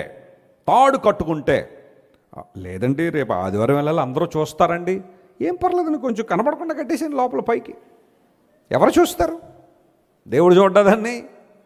ఆయన కనపడకుండా ఏం కడతామమ్మా నువ్వు? కొన్నిసార్లు కొంతమంది అలాంటి ఆలోచనలు లేవుగానే అదే నిజమేమో, బైబిల్లో లేని శక్తి, దేవుళ్ళలో లేని శక్తి అక్కడ ఉందేమో అని చాలామంది పరుగులు పెట్టేవాళ్ళు చాలామంది ఉన్నారు. నిన్నగాక మొన్న సువార్త మన చర్చ్లో, అంటే మన సంఘం ప్రారంభించబడిన తొలి దినాల నుంచి మన సంఘంలో ఉన్నదా, ఇప్పుడు అషురావుపేటలో ప్రభు సేవ చేస్తుంది. ఆమె వచ్చింది. మాకు తెలుసు ఆమె జీవితం అంతా కూడా. ఆమె ఒకప్పుడు సోది చెప్పేది, తాయితులు కట్టేది, ఇంకా రకరకాల అన్నీ చేస్తుండేది. సరే, మా పిల్లలందరూ ఉన్నారు కదా చిన్నోళ్ళు, ఇప్పుడు వీళ్ళకి కూడా ఎలా ఉంటుందని చెప్పి సువార్తను కూర్చోబెట్టి, అమ్మ ఏంటి సంగతి అని చెప్పి మళ్ళీ చెప్పింది. మా వాళ్ళందరూ చాలా చక్కగా విన్నారు అదంతా. కానీ దేవుడు ఆమెను విడిపించి ఈ రోజున సోదెమ్మను సువార్తముగా దేవుడు మార్చాడు. ఒకప్పుడు సోది చెప్పి డబ్బులు సంపాదించేది, అనేకమైన ప్రకదారు పట్టేది. ఆమె ఏం చేసేదంటే, ఎవరైనా ఇలాంటి కొంచెం భయంలో ఉన్నారని తెలియగానే, అమ్మా నా దగ్గర ఒక మహిమగల తాయితుంది ఇస్తాననేదట. వాళ్ళు మహాప్రసాదం బహుకరించమనగానే ఇవేం చేసేది తెలుసా, ఈమెకి చుట్ట తాగే అలవాటు ఉండేది ఇదివరకు, ఇప్పుడు లేదనుకోండి. ఆమె ఏం చేసేది, ఆ చుట్ట తాగా బూడిద ఉంటుంది కదా, దాంతో తాయితులు కట్టేసేది. మహిమగల బూడిదనగానే డబ్బులు పెట్టుకుని వేసుకున్నారు దాన్ని. అలా మోసం చేసేది మనుషుల్ని. ప్రజలు ఎంత మోసపోతున్నారండి. ఏంటుంటుందో తెలియదు దానిలో, ఎక్కడ నుండి తీసుకొస్తారో తెలియదు దాన్ని. అది నిజం అనుకుని చాలామంది. Is God the source of your healing? Is God the source of your blessing? Make Jesus as the source of everything in your life. శ్రీమంతుడగు దేవుడు మహిమగల సువార్తను నాకు ఇచ్చాడు, ఎందుకంటే సువార్త ద్వారా నేను రక్షణ పొందాను. హల్లెలూయా. సువార్త ద్వారా అనేక మందికి ప్రయోజనకరంగా నేను మార్చబడగలుగుతున్నాను. సువార్త నన్ను బ్రతికిస్తుంది. యేసయ్య మాట, శ్రీమంతుడైన దేవుడు ఆయన దగ్గరికి వచ్చిన వాళ్ళకి సువార్తను బహుమానంగా ఇచ్చాడు. ఆయన is the source of blessing. అన్ని రకాల దీవెనలకు దేవుడే మూలమై ఉన్నాడనే విషయాన్ని గుర్తించినప్పుడు, don't run after worldly people. Stop running behind the worldly philosophies to be blessed, to be refreshed, to be enlightened. నువ్వు వెలిగించబడ్డానికి, సరైన జీవితాన్ని జీవించడానికి ఎక్కడో లోకసమైన విషయాల దగ్గర నువ్వు వెళ్ళొద్దు. లోకంలో ఈరోజు చాలామంది మైక్ ఉంది కదా, ఛానల్ ఉంది కదా అని చెప్పి రకరకాల ఫిలాసఫీలు చెప్పేవాళ్ళు చాలామంది బయలుదేరారు. వాటినేవో గొప్ప ఫిలాసఫీలు అని చెప్పి ప్రజలందరూ కూడా పరిగెత్తడం ప్రారంభించారు, అనేక చోట్లకు వెళ్ళడం ప్రారంభించారు. అయితే బైబిల్ సెలవిస్తూ ఉంది, దేవుడు ఆశీర్వాదాన్ని ఇచ్చే దేవుడు, శ్రీమంతుడు అనగా దీవెనిచ్చువాడనే మాట అక్కడ మనం చూస్తున్నాం. ప్రియులారా, కీర్తన గ్రంథం 109వ కీర్తన 28వ చరణాన్ని తీయండి ఒకసారి. Psalm 109 and verse 28, దానిలో ఈ మాటలు రాయబడి. అందరూ తీయండి బైబిల్ తీయండి. 109వ కీర్తన 28వ వచనం. వారు శపించుచున్నారు గాని నీవు దీవించుదువు. ఈ మాట అందరూ నాతో చెప్పండి, ఎంత మంచి మాట ఇది. వారు శపించుచున్నారు గాని, కొంచెం గట్టిగా చెప్పండి. మీకు ఇలా చెప్తేనే కానీ గట్టిగా చెప్పట్లేదు మీరు, మెల్లగా చెప్తున్నారు. కొంచెం గట్టిగా, వారు శపించుచున్నారు కానీ నువ్వు దీవించుదువో. నమ్మిన వారు స్తోత్రం చెప్తాం ఒకసారి. హల్లెలూయా. లోకం అంతా శపించినా కానీ ఎవరు మనల్ని దీవించేవారు చెప్పండి? కొంతమంది ఇదే బాధ ఎప్పుడు, ఏమండి మా బంధువులందరూ మమ్మల్ని శపిస్తారు, నువ్వు అలా అయిపోతావు ఇలా అయిపోతావు, మట్టి కొట్టుకుపోతావు అన్నారండి. నిన్నే నిద్ర పట్టట్లేదండి. నిద్ర పట్టకపోవడానికి ఏముందమ్మా, వాళ్ళ దగ్గర నుండి అంతకన్నా గొప్ప మాటలు ఏం ఆశిస్తావు నువ్వు? లోకస్తుల దగ్గర నుండి అంతకన్నా గొప్ప మాటలు ఏమొస్తాయి? దేవుణ్ణి తెలియని వారి దగ్గర నుండి అంతకన్నా మంచి మాటలు ఏమి ఎక్స్పెక్ట్ చేయగలవు నువ్వు? వాళ్ళు అంటారంతే, వారి ఉద్దేశం అదే. వారు మట్టుకొట్టుకుపోతా ఉన్నారండి, కష్టాలు పాలైపోతానన్నారండి, ఇబ్బందులు పాలైపోతానన్నారండి, మా ఫ్యామిలీ అంతా రోడ్డు మీద పడిపోద్ది అన్నారండి. అనని వాళ్ళలా అంటూ ఉండాలా, యేసయ్య నేను దీవిస్తూ ఉండాలా. హల్లెలూయా. ఎందుకోసం? దేవునిలో గొప్పతనం ఏంటో తెలుసా? ప్రతి శాపాన్ని నేను ఎలా మారుస్తాడట ఆయన? దీవెనగా మారుస్తాడు. That's what I believe every time. నేను ఎప్పుడు అదే నమ్ముతాను, ఎప్పుడు అదే నమ్ముతాను. నా దేవుడు మనుషులకు ప్రతి వ్యర్థమైన మాటను నా జీవితంలోకి ఎలా టర్న్ చేస్తాడు? ఆయన దీవెనగా మారుస్తాడు. వారు శపించుచున్నారు కానీ నువ్వు నన్ను ఏం చేస్తున్నావు ప్రభువా? దీవిస్తున్నావు. ఈ మాట రాసి పెట్టుకోండి, ఎక్కడైనా మీ ఇంట్లో కాగితం మీద రాసి అతికించుకొని గోడ మీద. మనుషులు దూషణ మాటలు పలుకుతారు, శపిస్తారు. నీ అభివృద్ధిని నోచుకోలేని వాళ్ళు, లేదా నీ యొక్క పురోభివృద్ధిని జీర్ణించుకోలేని వారు నీ గురించి ఎన్నైనా మాట్లాడతారు. వాళ్ళు అలా మాట్లాడడంలో పెద్ద ఆశ్చర్యం ఏమీ లేదు. కొన్ని సందర్భాల్లో ఈ రోజుల్లో మనం చూస్తూ ఉంటే సోషల్ మీడియాలో కావచ్చు, లేకపోతే యూట్యూబ్లో ఇలాంటివన్నీ చూస్తూ ఉంటే యేసు ప్రభువుని గురించి, దేవుని బిడ్డల గురించి, దేవుని సేవకుల గురించి ఇష్టానుసారం మాట్లాడే వాళ్ళు చాలామంది ఉన్నారు. అవన్నీ అప్పుడప్పుడు నేను చూసినప్పుడు అనిపిస్తుంది, వాళ్ళకి అంతకుమించి ఏం వస్తుందా అని, అంతకుమించి ఏం మాట్లాడగలరని. వాళ్ళకి ఇంతవరకు ఏదేదో నేర్చుకున్నా ఉన్నారు, అంతకుమించి ఏమి నేర్చుకున్నారని. సభ్యతా సంస్కారం నేర్చుకోలేని వాళ్ళు ప్రపంచాన్ని ఏం ఉద్ధరిస్తారు అనిపిస్తూ ఉంటుంది. దేవుని నమ్ముకున్న బిడ్డల మాటలు ఎలా ఉంటాయి చెప్పండి? ప్రభువుని అంగీకరించిన వారి సంస్కారం ఎలా ఉంటుంది? వారు మాట్లాడే విధానం ఎంత బాగుంటుంది. కానీ కొంతమంది నోరు ఉంది కదా అని చెప్పి ఇష్టానుసారం మాట్లాడుతుంటే అనిపిస్తూ ఉంటుంది, వాళ్ళ నుండి అంతకుమించి గొప్ప మాటలు ఏమి ఎక్స్పెక్ట్ చేయగలం. యాకోబు భక్తుడు ఏమంటాడంటే, ఒక్క జల నుండే చెప్పండి తీయని నీళ్ళు, ఆ తర్వాత చేదు నీళ్ళు వస్తాయా అని అడిగాడు. నీ జల చేదుగా ఉంటే, నీ హృదయం చేదుగా ఉంటే, నీ మాటలు కూడా ఎలా ఉంటాయి? చేదుగానే ఉంటాయి. నీ హృదయం పవిత్రంగా ఉంటే నువ్వు మాట్లాడే మాటలు కూడా. సో చేదైన నీళ్ళు ఒక వ్యక్తి దగ్గర నుండి వస్తున్నాయంటే అందులో మనం కంగారు పడాల్సిన లేదు. హృదయం అంతా కూడా వాళ్ళది అలాగే ఉంది. వాళ్ళు నమ్మిన విధానాలు, వారు నమ్మిన మతాలు వారిలో ఇంతైనా మార్పు తీసుకురాలేదనే విషయం అక్కడే తెలిసిపోతుంది కదా. కానీ దేవుని బిడ్డల మాటల్లో కంట్రోల్ ఉంటుంది. హల్లెలూయా. వారు మాట్లాడే మాటలు సభ్యత ఉంటుంది, సంస్కారం ఉంటుంది. దేవుడు నేర్పించిన పద్ధతి అది. ప్రభువును కలిగి ఉన్న వారి జీవితంలో ఉన్న ఆశీర్వాదం అలాంటిది. వారు శపించుచున్నారు కానీ నువ్వు మమ్మల్ని దీవించే దేవుడు నాయన. బాలాకు పిలిచాడు బిలాంని, బాబు బిలాము ఇశ్రాయేలు ప్రజల్ని శపించాలయ్య అన్నాడు. అది జరగని పని అండి. ఎందుకంటే దేవుడు వారి పక్షాన ఉన్నాడు, శపించడం కుదరదనగానే డబ్బు మూట పట్టుకొచ్చాడు. పట్టురాగానే ఆలోచన చేద్దామండి అన్నాడు. ఎవరో డబ్బు రాగానే బిలాం గారి మనసు ఏమైపోయింది? కొంతమంది డబ్బు లేనంత వరకు బాగానే ఉంటారు, డబ్బు వచ్చిన తర్వాత కొన్ని విధానాలు ఏమైపోతూ ఉంటాయి, మారిపోతుంటాయి. డబ్బు రాగానే ఆలోచన చేద్దాం, కొంచెం టైం ఇవ్వండి అన్నాడు. దేవుడు టైం లేదు, ఏం లేదు, అసలు సమస్య లేదు, ఇశ్రాయేల్ శపించబడడానికి వీలు లేదని ట్రై చేశాడు. ఆఖరికి గంతగట్టి బయలుదేరిపోయాడు, గాడిద గంతగట్టి. దేవుడు గాడిదతో కూడా ఏం చెప్పించాడు? బిలాముకి బుద్ధి చెప్పించాడు. మానవ స్వరాన్ని గాడిదకిచ్చి గాడిద మాట్లాడిందట బైబిల్లో మనం చూస్తే. సంఖ్యాకాండంలో ఆ విషయాలన్నీ ఉంటాయి. అయినప్పటికీ బిలాముకు బుద్ధి రాలా. ఎట్టకేలకు శపిద్దాం అనుకున్న ప్రతి మాటను దేవుడు ఎలా మార్చాడో? దీవెనకరంగా మార్చాడు, ఆశీర్వాదకరంగా. ఒక మాటలో చెప్పాలంటే ఆ మాటల్లో బోల్డ్ ప్రొఫెసీలు వచ్చేసినాయి, ప్రవచనాలు మాట్లాడేశాడు, చాలా విషయాలు తెలియజేశాడు. చూశాడు. అయ్యా ఇక నా వల్ల కాదు, ఇశ్రాయేలు ప్రజలను శపించడం నా వల్ల కాదు, కానీ ఓ సలహా ఇస్తాను చేసాయి. వారి పాపమే వారిని అణగదొక్కే విధంగా సలహా ఇస్తాను. ఆ సలహాను పాటించిన ఒక దుర్బోధ, ఒక చెడ్డ సలహా ఇచ్చాడు. ఇశ్రాయేలు ప్రజల్ని ఇబ్బంది పెట్టాడు బిలాము.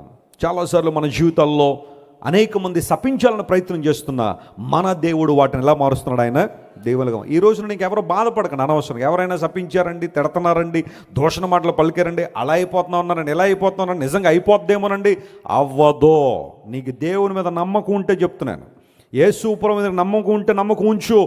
ఎవరు ఎన్ని మాటలు మాట్లాడినా చెప్పండి, నీకు అవి తగలవో, ఆ మాట నిలవద్దు. హల్లెలూయా. అది జరగదు. కారణం ఏంటో తెలుసా? నీ దేవుడు నీ పక్షంగా ఉన్నాడు. దీవెన అనేది ఎక్కడి నుండి రావాలి? ఆశీర్వాదం ఎక్కడి నుంచి రావాలి?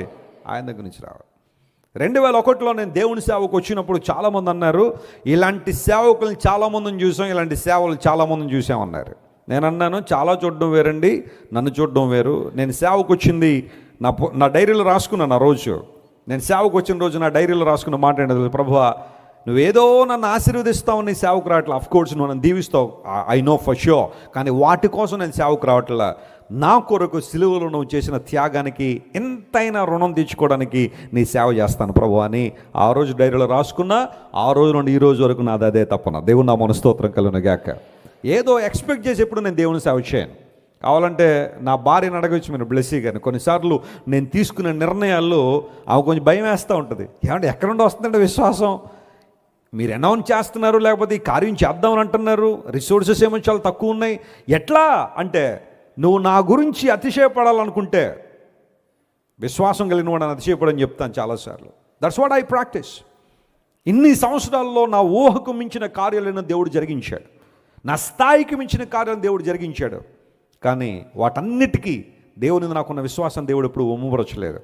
ఆయన చేశారంతే. దర్శనమిచ్చిన దేవుడు వనరులు కూడా ఇస్తాడని నమ్ముతాను. హల్లెలూయా. ఎవరో ఏదో అన్నారని, ఎవరో వెనకకు లాగుతున్నారు, ఇది నీ వల్ల కాదు అని ఎందుకు కొన్నిసార్లు విచారపడిపోతున్నావు? ఎందుకు కొన్నిసార్లు వెనకకు జారిపోతున్నావు? ప్రయాసపడతావు, ఏదో చేస్తుంటే ఎవరో వస్తారు, బంధువులు అందరూ కూడా. కొంతమంది బంధువులు ఎలా ఉంటారంటే కావాలని గుచ్చి నేను వెనకకు లాగేవాళ్ళు ఉంటారు కొంతమంది. అందరూ ఇలా ఉంటారు నేను అంటలా, దయచేసి బంధువులు అందరూ నా మీద ఇబ్బంది పడకండి. అందరూ ఇలా ఉంటారు అంటలే. కొన్నిసార్లు బంధువుల యొక్క తత్వం ఎలా ఉంటుందంటే నీకేదైతే లేదో దాన్నే గుచ్చి నేను బాధ పెట్టాలని ప్రయత్నం చేస్తారు. ఫర్ ఎగ్జాంపుల్, నీ కుమార్తెకు పెళ్ళి అవ్వట్లేదు అనుకోండి, ప్రతిసారి అదే మాటను, ఇంకా అవ్వట్లేదండి, ఏమోనండి, అందరికీ అయిపోతుందండి, మీ కుమార్తెకి అవ్వట్లేదండి, ఇంకా అవదేమోనండి, లేకపోతే అదండి ఇదండి అని తెలుసు వాళ్ళకి ఆ మాట అంటే నువ్వు బాధపడతావని, అయినా అంటారు, మరలా అదే అంటారు. ఉద్యోగం రాలేదా నీకు? ఉద్యోగం రాలేదండి, మొన్నే మా ఇంటి పక్క ఒక ఆయనకి వచ్చిందండి, మొన్నే మా ఇంటి ఎదురుకున్న ఒక ఆయనకి వచ్చిందండి. వీళ్ళు చూపు అంతా వాళ్ళ మీదే కానీ వారి జీవితాల గురించి ఆలోచించారు. ప్రతిసారి నీకు ఏదైతే లేదో దాన్నే నొక్కి నిన్ను బాధ పెట్టాలనే ప్రయత్నం చేస్తారు చాలామంది. ఉద్యోగం పోయిందా, ఆ నోట ఈ నోట వాళ్ళకి తెలిసిందంటే ఇంక వాళ్ళకి పండగే. అవసరం లేకపోయినా ఇంటికి వచ్చి అయ్యో ఉద్యోగం పోయిందా. లోపలంతా భరతనాట్యం. చెప్పండి, ఏ నాట్యం? తూర్పు నుండి పడవరకు భరతనాట్యం లోపల, బయట మాత్రం అయ్యో ఉద్యోగం పోయిందా అండి. ఎంతోమంది నీ యొక్క అభివృద్ధిని కోరుకోలేని వాళ్ళు చాలామంది. నువ్వు దీవెన పొందితే ఒక్కొక్క మెట్టు ఎక్కుతుంటే తట్టుకోలేని వాళ్ళు చాలామంది ఉంటారు. నేను దేవుని సన్నిధిలో చేసే ప్రార్థన ఒకటి ఎప్పుడైనా వినండి. ఒక ప్రాక్టికల్ మ్యాన్ ఆఫ్ గాడ్గా చెప్తున్నాను నేను. ప్రభువా, నువ్వు ఎవరిని ఎంతగా దీవించినా వారిని చూసి ఆనందపడే మనసు నాకు అమ్మ, నువ్వు ప్రార్థన చేస్తా. ఎప్పుడు ప్రార్థన చేస్తాను అలా. ఎవరిని చూసైనా మత్సరపడడం కానీ, కుళ్ళుకోవడం కానీ, లేదా వాళ్ళని చూసి ఇబ్బంది పడడం కానీ అలాంటి వద్దు ప్రభువా. ఇతరుల క్షేమాన్ని చూసినప్పుడు నేను ఆనందించాలా, సేవకుల క్షేమాన్ని చూస్తే ప్రాముఖ్యంగా నేను ఆనందించాలని దేవుని సన్నిధిలో ప్రార్థన చేస్తాను. That's what I do. ఎవరైనా దేవుని చేతిలో బలంగా వాడబడితే వారి కోసం ప్రార్థన చేస్తాను. అవకాశం ఉంటే సహకరిస్తాను వాళ్ళకి. ఎంతోమందికి చేశాను అలా, అవన్నీ చెప్పుకోను. కానీ ఎంతోమంది యవన బిడ్డలు దేవుని సేవకు వస్తే, అన్న దేవుని సేవ చేస్తున్నామంటే, తమ్ముడా నీకేం కావాలో నేనున్నా చేసి పెడతాను అని ఏదో సహాయం, మాట సహాయమో ఆర్థిక సహాయం, వాట్ ఎవర్ ఇట్ ఈస్ చేయాలా, వారిని ప్రోత్సహించాలని ఆలోచన. ఎదిగి మాట చెబుతున్నాను తెలుసా, కొన్నిసార్లు ప్రజలు నేను శపించవచ్చు. మీరు ఇంటికి వెళ్ళిన తర్వాత ఆ 109వ కీర్తన పైనంతా చదివితే కొన్ని మాటలు త్వరగా నేను చెప్తాను చూడండి. దాంట్లో ఏముంటుంది? 109వ కీర్తనలో ఈ భక్తిహీనులు ఎలా ఉన్నారట, 2వ వచనం చదివితే ఆ మాట ఉంచండి. నన్ను చెరపవలనని భక్తిహీనులు తమ నోరు, కపటమగల నోరు ఏం చేశారట? తెరిచిపెట్టారట. వీళ్ళకి మంచి మాటలు మాట్లాడే నోరు ఉండదు, కానీ ఎప్పుడు కపటమైన మాటలు మాట్లాడే నోరు తెరిచిపెట్టారట. వారు నా మీద ఏం చెప్పుకుంటున్నారు అన్నాడు? అబద్ధములు చెప్పుకుంటున్నారు. లేనివన్నీ చెప్పుకోవడం, లేనివన్నీ మాట్లాడుకోవడం. నన్ను చుట్టుకుని నా మీద ద్వేషపు మాటలాడుచున్నారు, నిర్నిమిత్తముగా నాతో ఏం చేస్తున్నారు? అది దుష్ట సంబంధమైన మనసు కలిగిన వారు నిర్నిమిత్తంగా ఏం చేస్తారట? పోరాడతారు. మంచున్నా పోరాడతారు, చెడున్నా పోరాడారు. ప్రతి విషయానికి పోరాటమే, ప్రతి విషయానికి కలహమే. అలాంటి వారికి ఒక పేరు పెట్టింది బైబిల్. ఏమన్నా తెలుసా? కలహప్రియులు. చెప్పండి, ఏ ప్రియులట? ప్రతి విషయానికి గొడవే, ప్రతి విషయానికి. భార్య అంటే కొంతమందికి ఇష్టం ఉండదు భర్తకి, ప్రతి విషయానికి ఆమెతో ఏం వేసుకుంటారు చెప్పండి? గొడవ పెట్టుకుంటారు.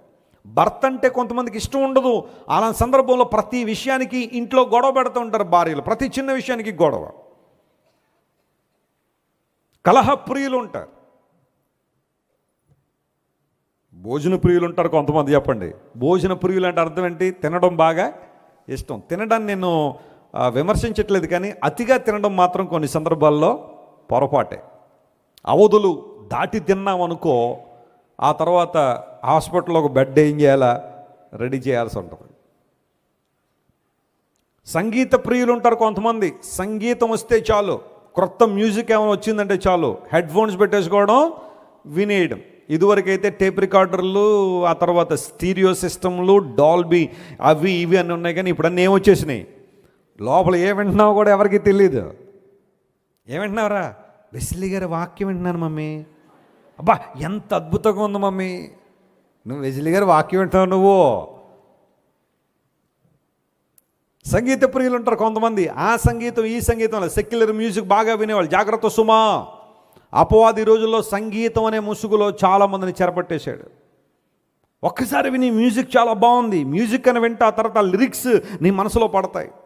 అశ్లీలమైన ఆ లిరిక్స్, అసభ్యకరమైన లిరిక్స్, దేవుని నుండి విశ్వాసం నుండి తొలగించి ఆ లిరిక్స్ నీ చెవిలో పడగానే వాటినే వినాలనే ఆశ. సంగీత ప్రియులు ఉంటారు కొంతమంది. సాతానగాడి సభలెట్టిన వెళ్ళిపోతారు వాళ్ళు, సంగీతం ఉంటే చాలు అక్కడ. ఆ తర్వాత కొంతమంది కలహప్రియులట. చెప్పండి, ఏ ప్రియులు వీళ్ళు? కలహప్రియులు, ప్రతి చిన్నదానికి గొడవ. బైబిల్లో ఇంకో మాట ఉంది, కొంతమంది స్వార్థ ప్రియులు ఉంటారట. చెప్పండి, ఏంటది? స్వార్థం. ప్రతి విషయంలో వాళ్ళకి ఏంటి లాభం అని చూసుకుంటారు. ప్రతి విషయంలో వారికి ఏంటి లాభం, నాకేంటి లాభం. ఒక్క విషయంలో కూడా ఇతరులకు ప్రయోజనకరంగా ఉందామనే ఆలోచన వారికి ఉండదు. ప్రతి విషయంలో కూడా మనకేంటి లాభం. అందుబట్టి పెద్దలు ఇలాంటి స్వార్థప్రియులను ఉద్దేశించి కొన్ని సామెతలు రాశారు. ఒళ్ళు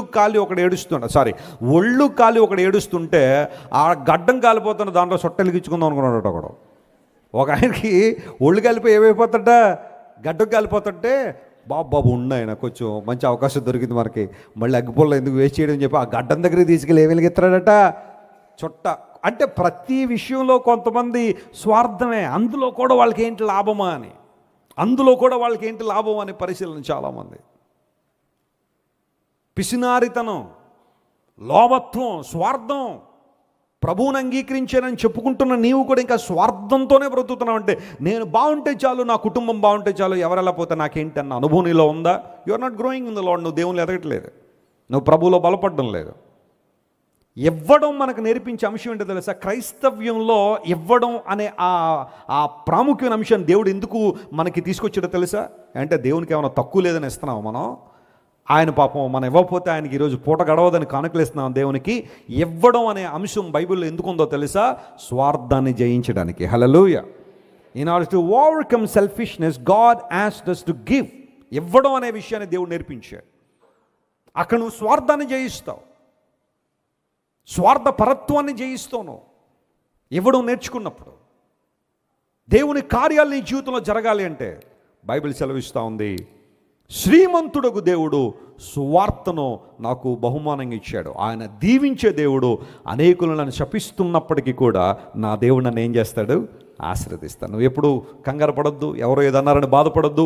మనుషుల ఒపీనియన్స్, మనుషులకి ఇంప్రెషన్స్, మనుషులకి వ్యాలిడేషన్ ఎప్పుడూ కూడా నీ యొక్క పురోగవృద్ధికి బాటలు కాదు.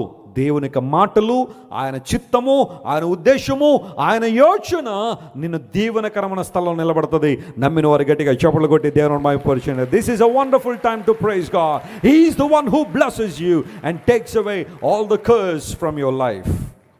ప్రజల శాపాన్ని తొలగించి వాటిని ఆశీర్వాదంగా మార్చగలిగిన దేవుడు ఆయన వైపుని దృష్టి నిలపగలిగితే అంతకన్నా ఆధిక్యత మరే ఉంది. నా దేవుడు, తిమోతి విను, నా దేవుడు ఎలాంటాడో తెలుసా? శ్రీమంతుడైన దేవుడు అనే మాట వాడాడు. రెండో పదం దగ్గరికి వద్దాం చూడండి, త్వరగా నేను ముగిస్తాను, సమయం అవుతుంది. తిమోతికి రాసిన మొదటి పత్రిక 4వ అధ్యాయం 10వ వచనం చదువుదాం ఈసారి. 1 Timothy chapter 4 and verse 10.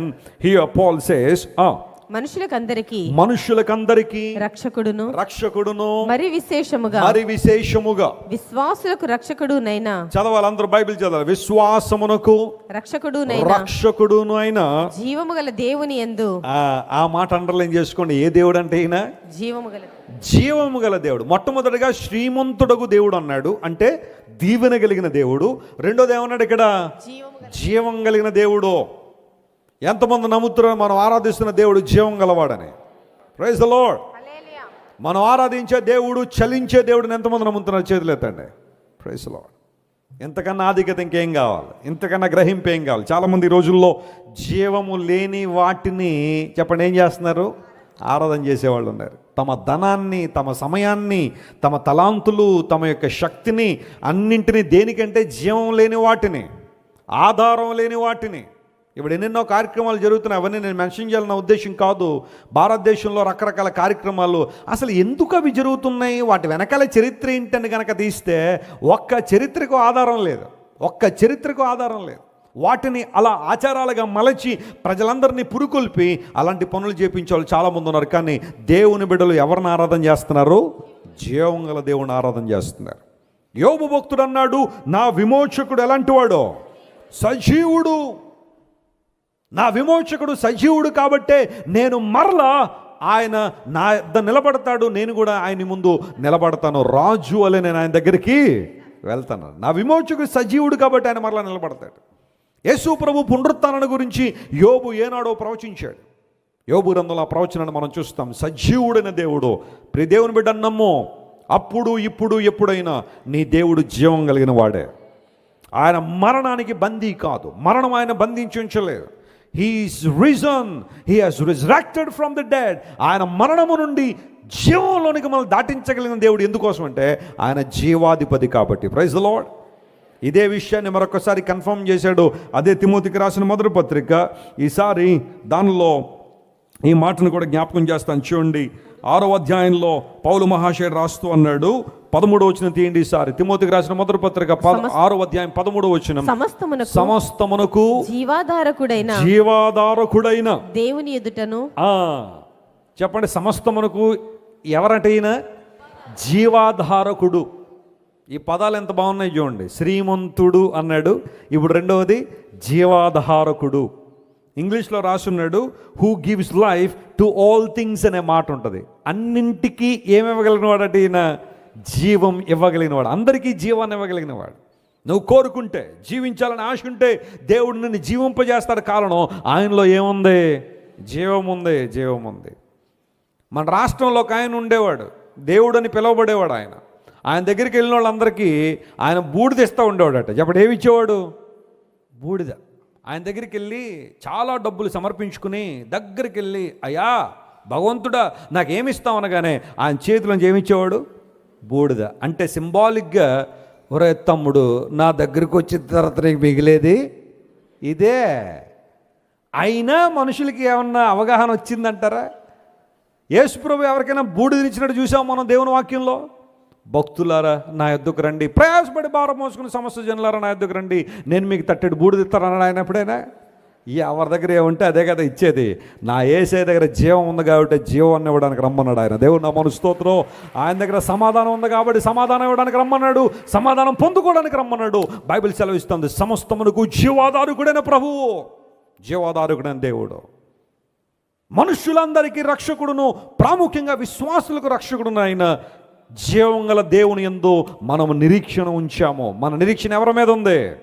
జీవం గల దేవుని మీద ఉంది. ఒక చనిపోయిన వ్యక్తి మీద మన నిరీక్షణ లేదు, ఒక మృతమైపోయిన వ్యక్తి మీద మనం నిరీక్షణ ఉంచలేదు. క్రైస్తవుని యొక్క నిరీక్షణ వానిని ఎందుకు సిగ్గుపరచుదంటే ఆ నిరీక్షణ జీవం గల దేవుని మీద పెట్టుకున్నాం కాబట్టి. What you are hoping for this morning my friend? ఈరోజు నిరీక్షణ ఎవరి మీద? వేటి మీద నిరీక్షణ? రాని వాటి మీద, పొందని వాటి మీద, జరగని వాటి మీద నిరీక్షణ ఉందా? సజీవుడని దేవుని మీద నిరీక్షణ ఉందా? ఆలోచన చేయి. జీవం గల దేవుడు, ఆయన జీవం ఇచ్చేవాడు, సమస్తమునకు జీవాధారకుడు ఆయన. ఈరోజు మనం అనుభవిస్తున్న భౌతిక జీవం ఎవరిచ్చింది? దేవుడిచ్చింది. నీకు ఈ నమ్మకం ఉందా? పాండమిక్ సమయంలో మన భారతదేశంలోనే సుమారుగా 1500 నుండి 2000 మంది డాక్టర్లు తమ ప్రాణాలు కోల్పోయారు.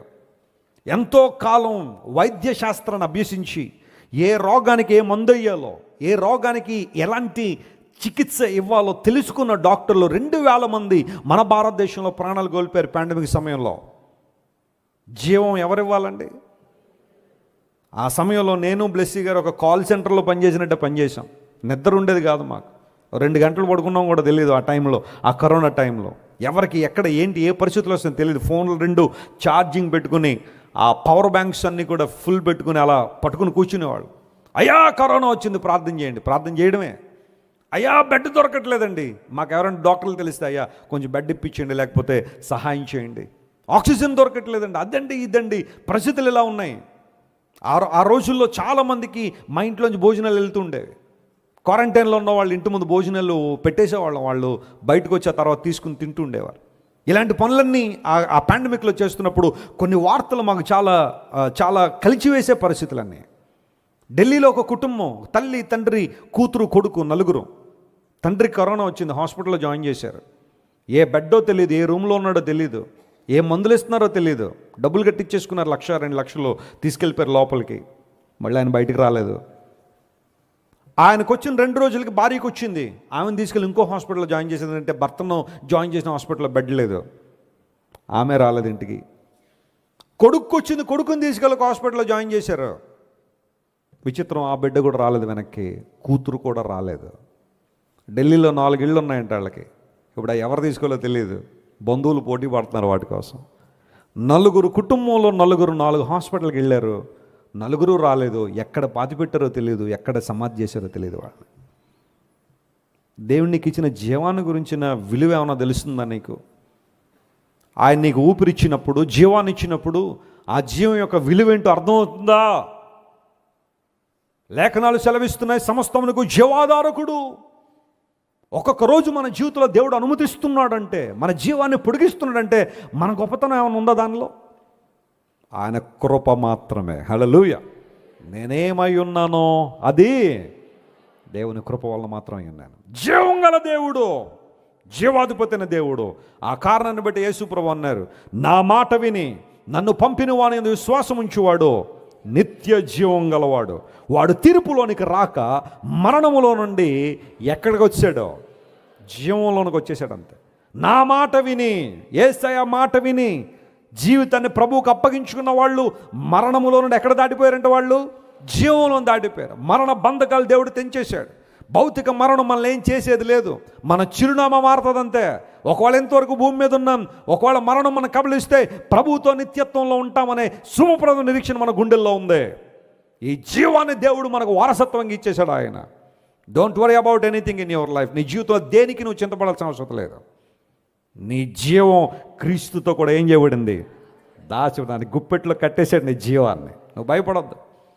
నీకు అది అయిపోద్ది, ఇది అయిపోద్ది, ఈ నెల అలా అయిపోతుంది, వచ్చే నెల ఇలా అయిపోద్దని ఎవరన్నా భయపడుతున్నారు నిన్ను? దేవుని వాగ్దానంలో క్లెయిమ్ చేయి. నా జీవం క్రీస్తుతో కూడా ఏం చేయబడింది? క్లెయిమ్ చేయబడి, ఆ దాచబడింది.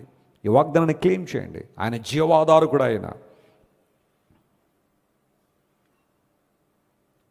యేసు ప్రభువారు సెసరియా ఫిలిప్పి అనే ప్రాంతానికి వెళ్ళారు.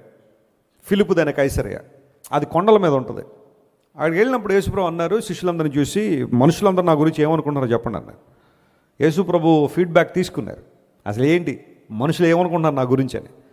వెంటనే ఆన్సర్లు వచ్చాయి. కొంతమంది, ప్రభువా నువ్వు ఏలియా అనుకుంటున్నారు నాయన, కొంతమంది ఏమో ఇర్మియా అనుకుంటున్నారు. ఇర్మియా విలాప ప్రవక్త కదా, తన ప్రజల కోసం విలిపించాడు కదా, నిన్ను చూస్తే కూడా ఇర్మియా గుర్తొస్తున్నాడట వాళ్ళకి, ఇర్మియా అనుకుంటున్నారండి.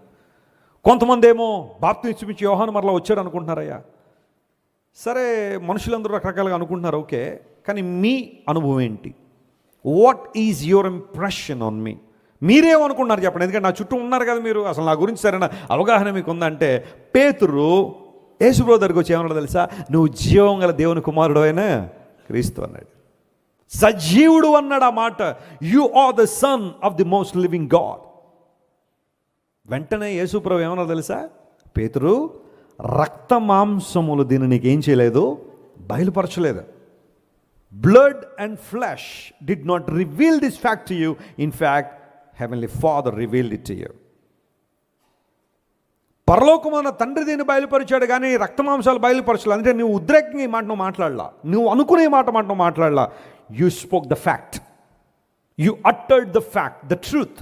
నువ్వు సత్యాన్ని పలికావు. సజీవుడు అనే మాట అక్కడ వాడాడు పేతురు. అప్పుడు యేసుప్రభు ఏమన్నాడు తెలుసా? పేతురు, ఈ బండ మీద నా సంఘాన్ని ఏం చేస్తానో కడతాను. ఆ సంఘం ముందు పాతాళలోక ద్వారములు ఏం చేయవు, నిలువన్నారు. స్తోత్రం చెప్పండి, హల్లెలూయా. ద్వారాలే నిలబడమంటే ఇంకా ఆ తర్వాత ఉన్నాయి ఇంకేమి నిలబడతాయి? స్తోత్రం చెప్పండి, hallelujah. That's what the Bible says. ఆ బిగినింగే, ద్వారం అంటేనే బిగినింగ్ కదా. అక్కడే సాతాను కార్యాలు ప్రారంభంలోనే నాశనం అయిపోతాయి. సంఘం ముందు ఆ అధికారాన్ని సంఘానికి ఇస్తున్నాను అన్నాడు. బండ మీద ఎవరైతే నిలబడతారో, బండ అనే క్రీస్తు సంఘములో, యేసు క్రీస్తు ప్రభు శరీరంలో అవయవాలుగా ఎవరైతే ఉన్నారో వారి ముందు పాతాళ లోక ద్వారములు ఏం చేయవట, నిలవనేరవు. దేవుడిచ్చిన వాగ్దానం ఇది. The doors of Hades shall not prevail against the church.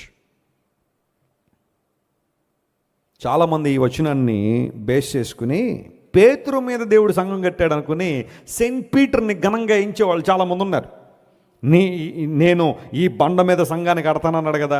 బండ అనగా పెట్రోస్ అనే పదం పేతురు గారికి వాడబడిన పదం అదే. కాబట్టి పేతురు గారి మీద దేవుడు సంఘం కట్టాడు కాబట్టి Peter is the first bishop or first apostle అన్నట్టుగా చాలామంది తప్పుడు అర్థం తీసుకున్నారు. యేసు ప్రభు పేతురు మీద కట్టలేదు సంఘం, లేదా యేసు ప్రభు యోహాను మీద కట్టలేదు సంఘం.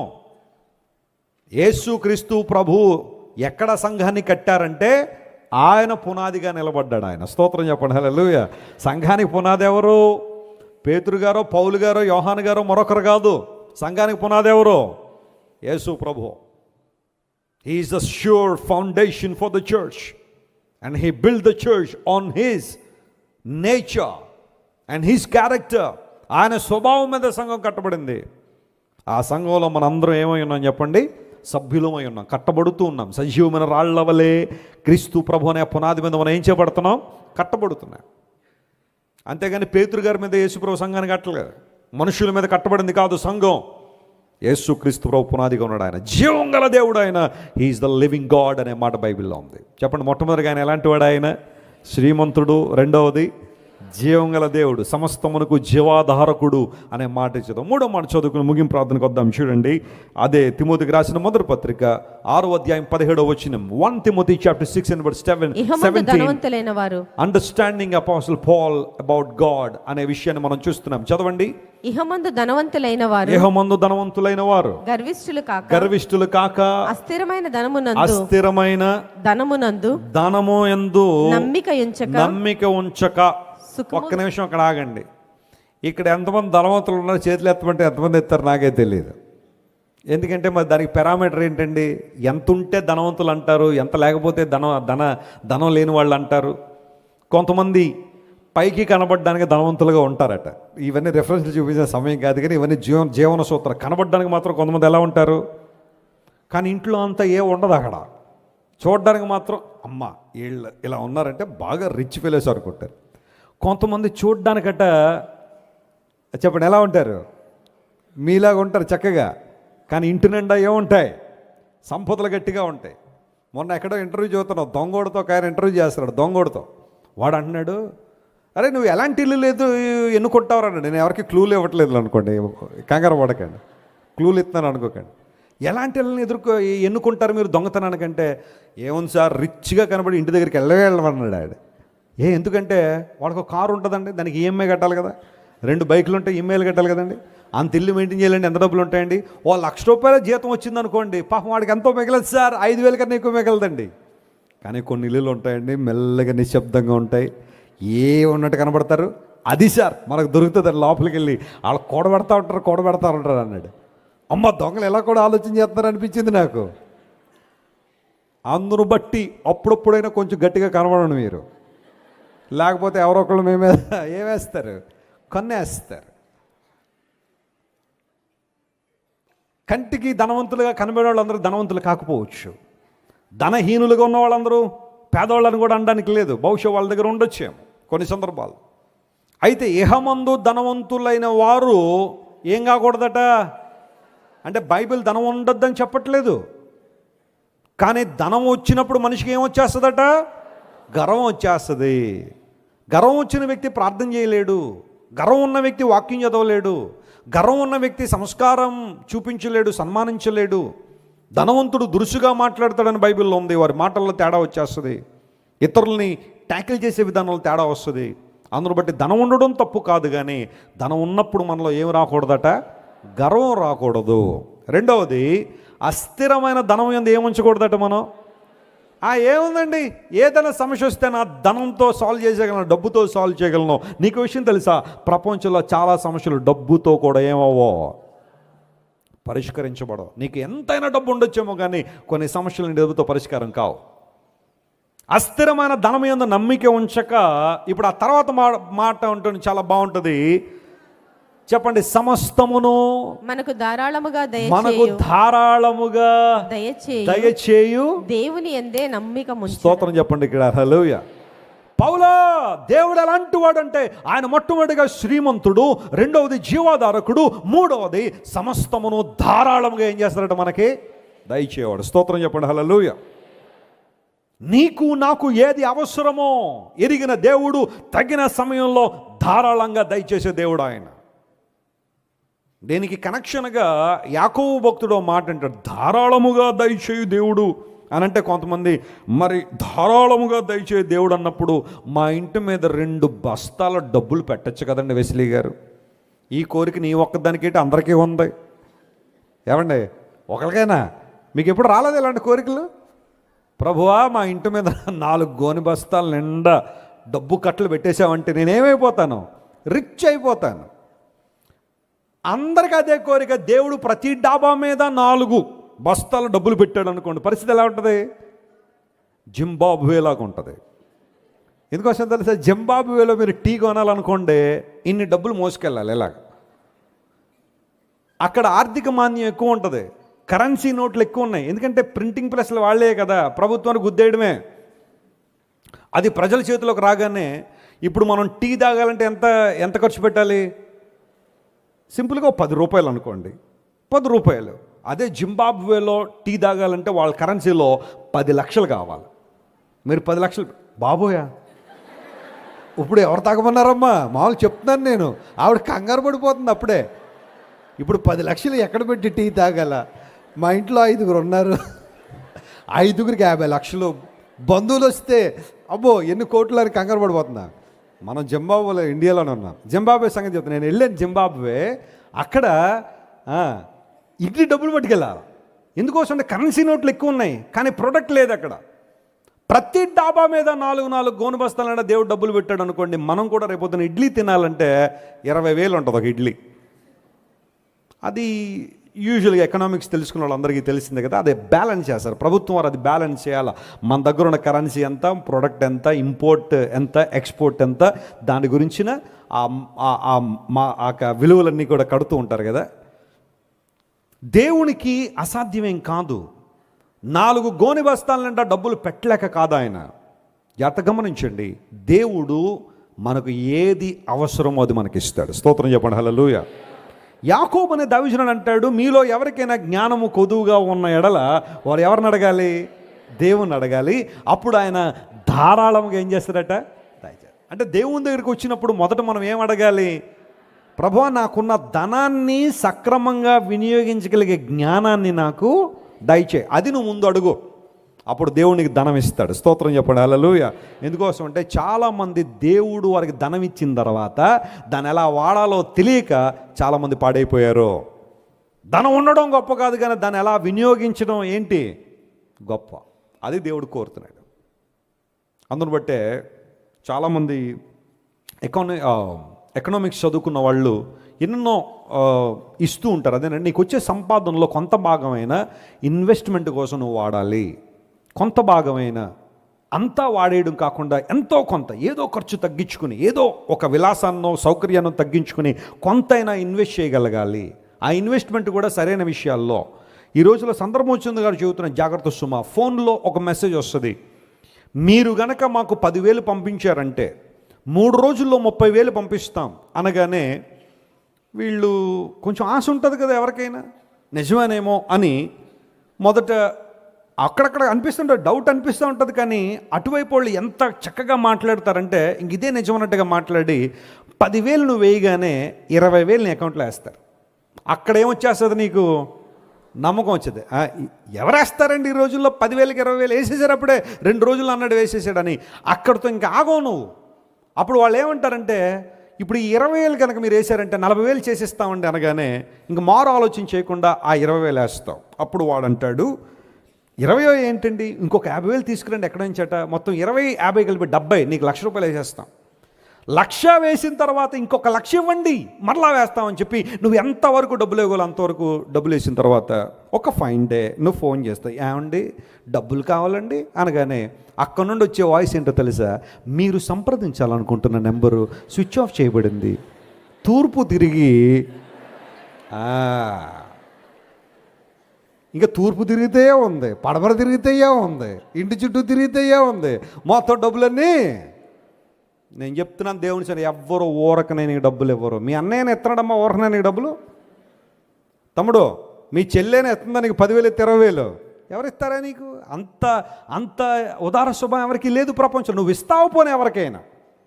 నీకు 10,000 ఇస్తాను ఈరోజు, నువ్వు రేపు పొద్దున్న 30,000 తీసుకొచ్చి ఇస్తావా ఎవరికైనా? లేదు కదా. నువ్వు ఇవ్వలేనప్పుడు ఎవరిస్తారు నీకు? ఎందుకు అలాంటి ట్రాపుల్లో పడిపోతున్నావు?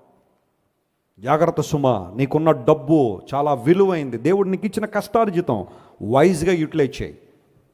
అలాంటి మోసాల్లో పడకండి ఏ ఒక్కరు కూడా. లాటరీ వచ్చిందనో, ఉద్యోగం ఇస్తామనో, లేకపోతే మీకు ఒక ఫ్యాన్సీ నెంబర్ ఇస్తామనో, లేకపోతే రకరకాలైన ట్రాప్లు ఈ రోజున ప్రతిరోజు కొన్ని వేల కేసులు పోలీస్ స్టేషన్లో నమోదవుతున్నాయి ఈ సైబర్ క్రైమ్లో. మీ ధనం విషయంలో జాగ్రత్తగా ఉండండి. దేవుడు మీకు ధనం ఇచ్చినప్పుడు, ఒక శాలరీ నీకు వచ్చినప్పుడు, నీ కష్టాల జీతం వచ్చినప్పుడు దేవునికి ఇవ్వాల్సిన భాగం దేవునికి ఇచ్చి మిగతా భాగాన్ని వైజ్గా యూజ్ చేయండి. కొంత భాగం ఇన్వెస్ట్ చేయండి, కొంత భాగం కుటుంబం కోసం వాడుకోండి. అవసరం ఉందా ఖర్చు పెట్టడానికి ముందుకు రా, అవసరం లేదంట ఒక్క రూపాయి కూడా తీయక అక్కడ నువ్వు. In that way you protect your family, in that way you protect your kids. 3 పిల్లల్ని దేవుడు నీకు ఇచ్చాడు, వచ్చిందల్లా నువ్వు ఖర్చు పెట్టేస్తుంటారు. రేపు పొద్దున వారు భరోసా ఎవరు? దేవుడు ఉన్నాడండి, దేవుడు ఉంటాడులే, కాదట్లేదు. కానీ మన దేవుడు నీకు ఎందుకు ఇచ్చాడని మరి ఆ పిల్లల్ని, వాళ్ళ భవిష్యత్తు కూడా నువ్వు చూడాలి కదా, వారి చదువులు నువ్వు చూడాలి కదా. ఫైనాన్షియల్గా ఆ మేనేజ్మెంట్ సరిగ్గా ఉండాలి. ఎప్పుడైనా అవకాశం ఉంటే ఒక వర్క్షాప్ నిర్వహిద్దాం ఫైనాన్షియల్ మేనేజ్మెంట్ గురించి. ఆఫ్కోర్స్ నేను కూడా నేర్చుకోవాలి చాలా విషయాలు. I'm still learning in that. ఏహమందు ధనవంతులైన వారు గర్విష్ఠులు కాక అస్థిరమైన ధనం మీద నమ్మిక ఉంచగా సమస్తమును ధారాళముగా దయచే దేవుని ఏం చేయాలా? నమ్మిక ఉంచాలి. ఇప్పుడు ఇంటికి వెళ్ళిన తర్వాత మీరు ఆ క్రింద వచ్చినాన్ని చదివితే దేవుడు సమస్తమును ధారాళంగా ఎందుకు ఇస్తాడు అనే విషయానికి ఆ క్రింద కూడా మంచి మాటలు రాసుకుంటూ వచ్చాడు. మనం సత్క్రియలైన ధనాన్ని ఏం చేయాలట? సంపాదించుకోవాలి. ఇతరులకు సహాయం చేయడం, మేలు చేయడం, ఇతరుల గురించి ఆలోచన చేయడం, అవి కూడా మన జీవితంలో భాగం అయినప్పుడు మన జీవితంలో ఆశీర్వాదం చూస్తాం. ఆయన ధారాళముగా దయచేయ దేవుడు. స్తోత్రం చెప్పండి. హల్లెలూయా. పెంతెకోస్తు అనే పండుగ రోజున నూతన నిబంధన సంఘం ప్రారంభించినప్పుడు పరిశుద్ధాత్మ సంఘం మీదకి ఆయన వచ్చినప్పుడు పెంతెకోస్తు అనే పండుగ రోజున పరిశుద్ధాత్మ మనకు అనుగ్రహించబడ్డారు. ఇప్పుడు దేవుని లేఖనం ఏం సెలవిస్తుందంటే దేవుడట తన ప్రేమను పరిశుద్ధాత్మ ద్వారా మన హృదయానికి ఏం చేస్తున్నాడట? ఆయన అందరూ ఈ మాట చెప్పండి, కృమ్మరిస్తున్నాడని చెప్పండి. కృమ్మరిస్తున్నాడు. కొన్నిసార్లు తల్లిదండ్రులు తమ పిల్లల మీద ప్రేమను కృమ్మరిస్తూ ఉంటారు. వాళ్ళని ఎత్తుకుని కృమ్మరిస్తూ ఉంటే పిల్లలు కొన్నిసార్లు అర్థం కాకపోవచ్చు, మా డాడీ ఏంటి ఇలా, మా మమ్మీ ఏంటి ఇలా అని. దేవుడట తన ప్రేమను మన మీద ఏం చేస్తాడట? ఆయన కొద్ది కొద్దిగా ఇచ్చేవాడు కాదు ఆయన. మాకు ఒక ఆమె తెలుసు, ఆమె ఎవరైనా ఇంటికి వెళ్ళగానే గుప్పు నిండా పొక్కడీలు తీసేది ఆమె. వీళ్ళు అనుకునేవారు అమ్మో మొత్తం మనకేనేమో అని ఇలా 2 చేతులు పట్టగానే 2 వేసేది అంతే. ఆమె తీసేది మాత్రం గుప్పటి నిండా. ఎదుటి వ్యక్తి ఇంక ఈ రోజుతో మన జీవితం ధన్యమైపోయింది అనుకునేవాడు. కానీ చేతిలో పడే మాత్రం 2, మిగతా అన్ని మళ్ళీ డబ్బాలో వేసేసేది. దేవుడు అలాంటోడు కాదు. ఆయన సమృద్ధిగా ఏం చేస్తారట? ఆయన సమృద్ధి అయిన జీవాన్ని దేవుడు మనకిస్తాడు, సమృద్ధి అయిన ప్రశాంతతను దేవుడు మనకిస్తాడు, సమృద్ధి అయిన శాంతిని మనకిచ్చే దేవుడు, సమృద్ధి అయిన విజయాన్ని మనకిచ్చే దేవుడు. గట్టిగా చప్పట్లు కొట్టి దేవుని మహిమపరచండి. సమస్తమును ధారాళముగా దయచేయు దేవుని యందు నమ్మిక ఉంచండి.